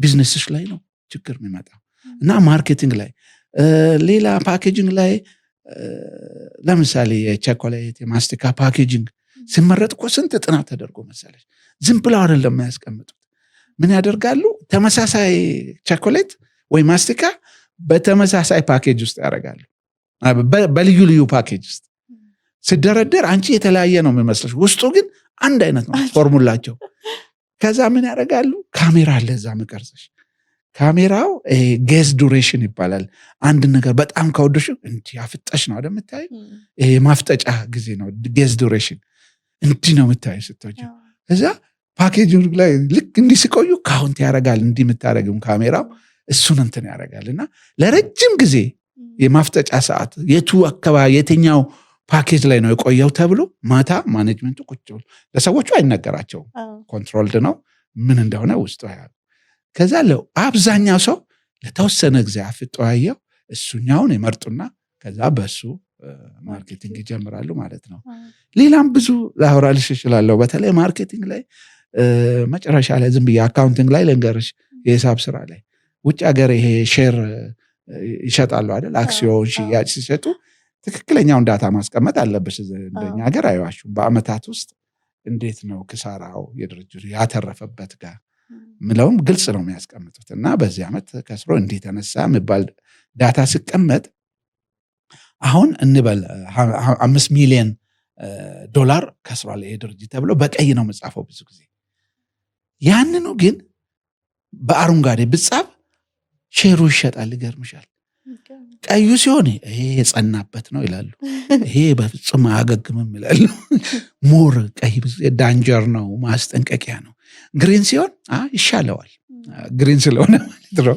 በሚል በዚህ ሁሉ ይሻወዳሉ ኢቨን አካውንቲንግ ስቴትመንቶች ላይ ሁሉ ይሄ ባይዛይ ዝም ብሎ እንትን የሆነ ሳይሆን የተጠና ነው ከለር እየቀያየሩ የእንትኑ ከዛ አክሲዮን ተመዝጋቢውን እያዩ በዚህ ሲሆን ይናል በዚህ ሲሆን ይናል እያሉ ማለት ነው እና ቀለም በጣም መበጥበጥ ብቻ አይደለም ብዙ ነገር ይበጠብጠናል እንደውም እኛን በጣም አንድ የመጨረሻ ጥያቄ ላንሳ ለዚህኛው ክፍል አንድ በተለይ ሶሻል ሚዲያ ላይ በጣም ቫይራል የወጣ ቪዲዮ ነበረ ተመልካቾቻችን እዚህ ጋር እናየውና እንመለሳለን ሰሞኑን 11 ዓመት ሞላው ይሄ ነገር ዓለምን ለሁለት ከፍሎ ሰዎችን ማከራከር ከጀመረ ምንድነው ያላችሁ ከሆነ እንግዲህ የዚህ ቀሚስ ከለሩ ምንድነው የሚታያችሁ ምንድን ሰዎች ሁለት ሰዎች የተለያዩ ነገር የሚታያችኋል አሁን እኔ የሚታየኝ ይሄ ነጭ ነው ይሄ ጎልድ ነው ወይም ደግሞ ወርቃማ ነው ይሄ ነጭ ነው ይሄ ወርቃማ ነው አንዳንድ ሰዎች ጥቁርና ሰማያዊ የሚታያቸው ሰዎች አሉ እኔ እውነት ብዬ የነገርኳችሁ ነው የሚታየኝ ሮዝና ነጭ ነው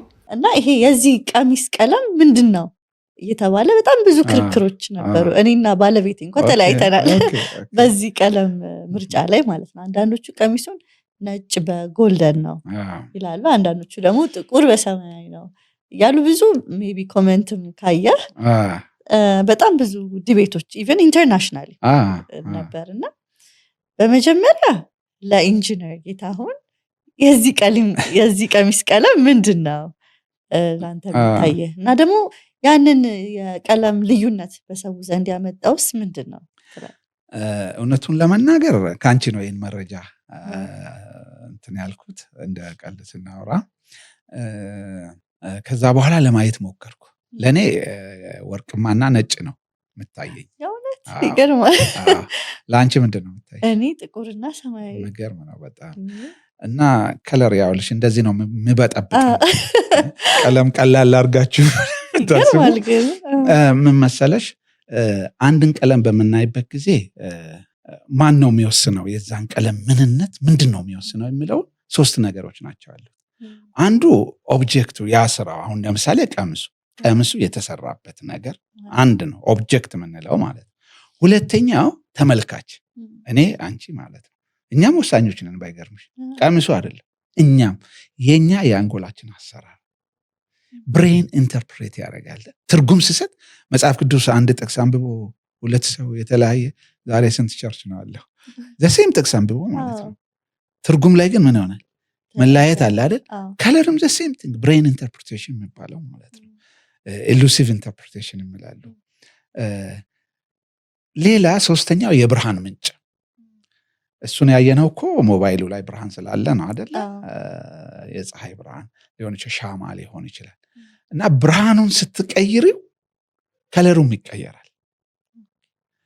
ያንን አንጎላችን ኢንተርፕሬት ሲያደርግ በተለያየ መልኩ የመጀመሪያው ያውልሽ አንድ ሰው ይሄ ነገር በጣም ከበዛበት ከለር ለምሳሌ ኖርማል ቀይ ያለ ስፔክትሮሜትር ይባላል ቀለም መለኪያ እኔ አሁን ቀምሱን እኔ ጋር ብታመጪው ለክቼ እነግርሻለሁ። ሳይንሱ የሚለውን ደግሞ ሳይንስ ደግሞ የሚለው እኮ አለ።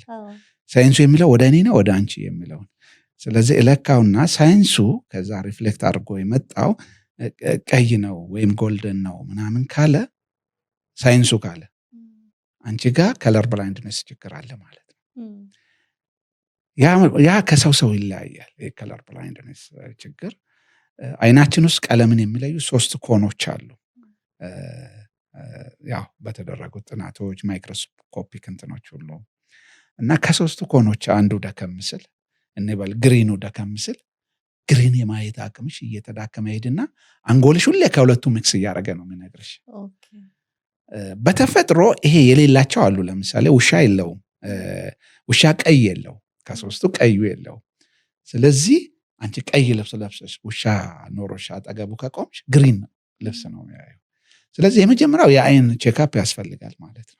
አይናችን ምክንያቱም 4-5 ከለር ልናይ እንችላለን። አንዳንዶች ቶታሊ ማያዩ አሉ ከለር ታውቂያለሽ። ከለር የማያዩ ቶታል ከለር ብላይንድነስ ይባላል። ዓለም ለነሱ ብላክ ኤንድ ዋይት ነች። በቃ አርጂቢ 3ቱም ጋር እክል ያለባቸው ማለት ነው። አሁን መነጽሮች እየተሰሩ ነው ይሄን የሚያስተካክሉ ምናምን እየተፈበረኩ ነው።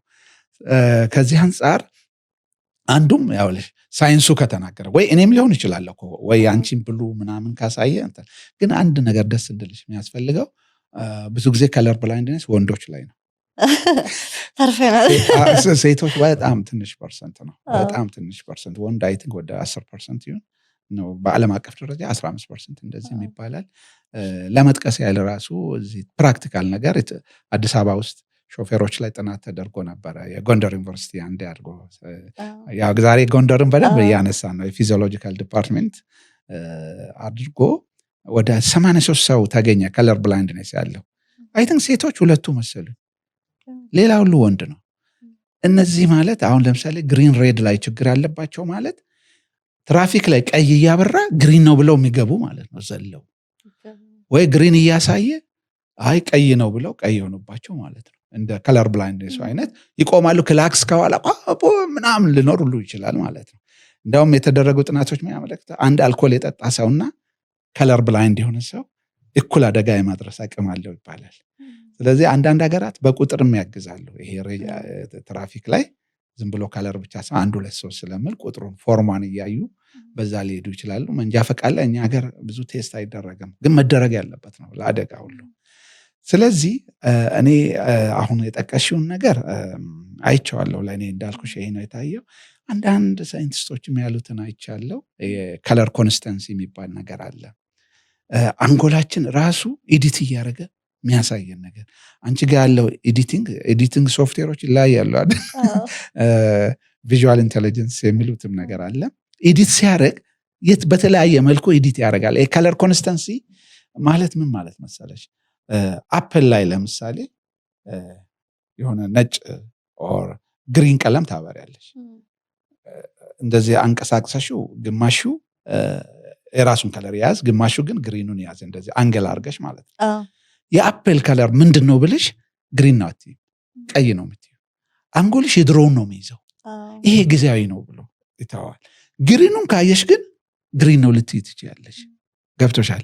እኔ ይሄ ችግር ተፈጥሮብኝ ያውቃለው ከአንድ ሰው ጋር ቤትህ ፒንክ ነው ብዬ በኋላ ተሸነፍኩ። ይገርምሻል፣ እኔ ጌታውን ፒንክ አይደለም እያለኝ በኋላ ስናየው አጠገቡ ከስር ቪላ ቤት ኖሮ ከሱ ላይ ተንጸባረቀው ከለር ሄዶ የቤቱን ከለር ወደ ፒንክ ቀይረውታል። ይሄ ቦሮድ ከለር ይላሉ። ይሄ ተውሶ ቀለም ከሰፈር ጫውና እንትን ብቻ አይደለም እንበደረው ቀለም እንበደራለንና ከሰፈር ተንጸባርቆ የመጣ ቀለም ነው። እና ከለር ኮንስተንሲው አንጎላችን ለአንዳንዳችን ግሪኗን ሊያሳይ ይችላል። እኔ እዚህ ጋር ቀዩን ነው ያየሁት የኔ አንጎል። ገብቶሻል ወይ? አንቺ ቀዩን አይቶ አይ ይሄ ጊዜያዊ ከለር ነው ነገ ሊሄድ ይችላል፣ ዘላቂ ቀለም አይደለም የአፕሉ፣ ስለዚህ ቀይ ነው ብለሽ ትከራከሪያለሽ። ሌላው ግን ግሪኑ ላይ አተኩሮ ቅድም ከሰውዬ ጋር ተከራከሩ ኖ ይሄ ከለር ግሪን ነው ብሎ መከራከል። አሁን ለቀምሱ የተሰጠው እንትን ይሄ ነው፣ ከለር ኮንስተንሲ ነው። አጠገቡ ያለው ነገር ጎልደን ሲሆን እኔ ያየሁበት አጠገብ ወይ የተለቀቀው ላይት አንድ ሊሆን ይችላል። ላንቺ ብሉ ሲሆን እዛ ጋር ያሳዩሽ ሰዎች አጠገቡ የተቀመጠ ከለር፣ ይሄ ኮንቴክስት የሚባልም ነገር አለ። ኮንቴክስት ራሱ ላንቺና ለእኔ የተለያየ ከለር ሊሰጥ ይችላል። ከዚህም የበለጠ ደግሞ ልንገርሽ ሜታሜሪዝም የሚባል ነገር አለ ከለር ላይ። ሜታሜሪዝም ማለት ሁለት ከለሮች በተለይ ቀለም ፋብሪካ ብዙ ጊዜ የሚሸውድ ነገር ነው። 6 ሰዓት ፀሐይ ላይ ተመሳሳይ ናቸው ከለሮቹ። ልክ 10-11 ላይ ይፋታሉ፣ የተለያየ ከለር ይሆናል። ፀሐዩ ነው ማለት ነው ከለሩን የለያያቸው።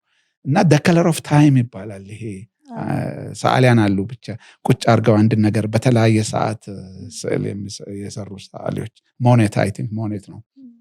አንድ ነገር አስቀምጦ በጠዋት ፀሐይ ይስላል፣ ከዛ ወደ 6 ሰዓት ይስላታል። ከለሩ ምን እየሆነ ሄደ? አንቺ 6 ሰዓት ላይ መተሽ ያየሽውና አንድ ሰው ጠዋት ያየው የተለያየ ነው። አንቺ የራስሽን ዲሲሽን የምትሰጪው በ6 ሰዓቱ ላይ ተመስርተሽ ነው፣ ያኛው በጠዋቱ ተመስርቶ ነው። እና ሜታሜሪዝም ደግሞ ከዚህ የሚገርመው በቃ ኦልሞስት እኮ ተመሳሳይ ናቸው በአንድ ሰዓት ብርሃን። ግን ወደ አመሻሽ ላይ ይሄ ኦሬንጅ ላይት የሚለቀቅበት ሰዓት ምናምን ሲሆን ፍቺ የከለር ዲቮርስ ይባላል። ሁለቱም በምን እንደምጣሉ አናውቅም፣ ተፋተው ይለያያሉ። ይሄ ከለር ሜታሜሪዝም ነው። ቀለም ላይ ባይዘው እንዲምረብሹ ነገሮች ብዙ አሉ። ይሄ ኢሉዥኖች አሉ፣ እንቅስቃሴዎች ላይ ኦፕቲክ ሳይንስ ላይ የሚያጠናሉ። እና በጣም ብዙ ልጅ አሁን የቀምሱ ለኔ አሁን በጣም ቀለል ያለው ነው። ከዛም የከፉ ኢሉዥኖች አሉ ከለር ላይ ማለት ነው። ስለዚህ ከኮንትራስት የሚፈጥረው ወይ የላይቱ ነው ማለት ነው። የላይቱ ነው በቃ ኢሉሚኔሽኑ ነው አጠገቡ ያለው የላይቱ ዳይሬክሽን ነው። ከዛ ደግሞ የአንጎላችን ኢንተርፕሬቴሽን፣ አንጎላችን ኢንተርፕሬት የሚያደርገው ነገር እሱ ነው። የወጣት ከለር የሚባል ቀለም አለ እንዴ? አዎ ሊኖር ይችላል። ብዙ ጊዜ የተኛዎቹ ምሳሌ ወደ ብራይት ከለሮች የሚሄዱ ከለር እያረጀ ሲሄድ ወደ ጥቁር አካባቢ ይሄዳል ይባላል። ይሄ ሚውትድ ከለር የሚባሉ አሉ። ዝም ያሉ ምራቅ የዋጡ ሚውትድ ከለር እንላቸዋለን። ቀለም ያንግ እየሆነ ሲሄድ ብራይተር እየሆነ ይሄዳል። ነጭ ላይ ቀይ የጨመር ስትጂ እንደዚህ፣ ነጭ ላይ ጥቁር ወይ ከጥቁር ጋር አንድ ላይ ክሬም ከለር እየጨመር ስትጂ እያስረጀሽ ነው የምትሄጂው። እድሜውን እየጨመርሽ ነው የምትሄጂው። እና ለዚህ በምሳሌ ልንገርሽ፣ ኡጋንዳ ላይ ሙሴቬኒ ምርጫ ሊወዳደር አይ ቲንክ 5 ዓመት በፊት እሱ ያው በየጊዜው ይወዳደር የለ እና ያኔ ሊወዳደር ሲያስብ አንዱ ምርጫ ወቅት ከለር ትልቅ ነው ፓወሩ ምርጫ ላይ ማለት ነው። እና ከሱ ጋር የሚወዳደረው በጣም ያንግ ነው። ይሄ ደግሞ እድሜው ሄዷል። ታውቂያለሽ ሙሴቬኒ በጣም ትልቅ ሰው ነው። ሙሴቬኒ ምን እንደለበሰ ታውቂያለሽ? ይሄ በቃ ብራይት የሎ የጆቪያል ከለር ምን ነው የደስታ የጻናት ይሄ በመናፈሻ ቦታ እንትን ምሉት አይነት ጆቪያል የሎ ነው የለበሰው። በቃ ይሄ ምን ልበልሽ የጻናት መጫወቻ ጋር ያሉ ቢጫዎች አሉ፣ እሱን ነው የለበሰው። ያኛው ደግሞ ጥቁር ነው የለበሰው። ወጣቱ ተፎካካሪ ወጣቱም ትልቅ ሰው ለመምሰል ነው ትግሉ፣ ልጅ ነው እንዳይባል። ይሄኛው ደግሞ ልጅ ለመምሰል ነው ሙሴቬኒ። እና ይሄን ባይዘይ ፕሬዘንት አድርጌ ነበር አንድ የምርጫ ውድድር ወቅትና ፕላንድ ተደርጎ ነው፣ ዝም ብሎ እንዳይመስልሽ። ሰውየው ይሄ ብጫውን የለበሰው አውቆ ነው፣ ሽማግሌ ነው ምናምን። አንዳንዶች ደግሞ የተሻለ መሪዎች እድሜያቸው የአሜሪካ በተለይ አርጅተዋል እንዳይባል ደረጃ ሲወጡ እየሮጡ የሚወጡት ነገር ያ ሙሉ አለ፣ መውደቅም አለ። ግን እንደዛ አይነት እንትን አለ እና በጣም ብራይት ከለሮች ወደ ወጣቶቹ ነው የሚሄደው። ያን ስለሽ ደግሞ 100% ማለት አይደለም። ወጣት ሆነው ይሄ ካልም የሆኑ ጠቆር ወዳሉ ከለሮች ክላሲክ የሆኑ ከለሮችን አይወዱም ማለት አለ። ብዙ ጊዜ ስታቲስቲክስ መውሰድ አለብን። ቴንኪዩ በጣም ኢንጂነር እውነት አክብረህን እዚህ ስቱዲያችን ተገኝተ ደግሞ ከኤክስፒሪየንስ ከእውቀት ሼር ስላረከን በጣም አድርጌ አመሰግናለሁ። እንግዲህ ተመልካቾቻችን ከኢንጂነር ጌታሁን ሂራሙ ጋር ያደረግነውን የመጀመሪያው ክፍል ቆይታ ይህንን ይመስል ነበር። ቀጣዩን ክፍል ደግሞ በቀጣይ ሳምንት ይዘንላችሁ እንመጣለን። ሰላም ቆዩ።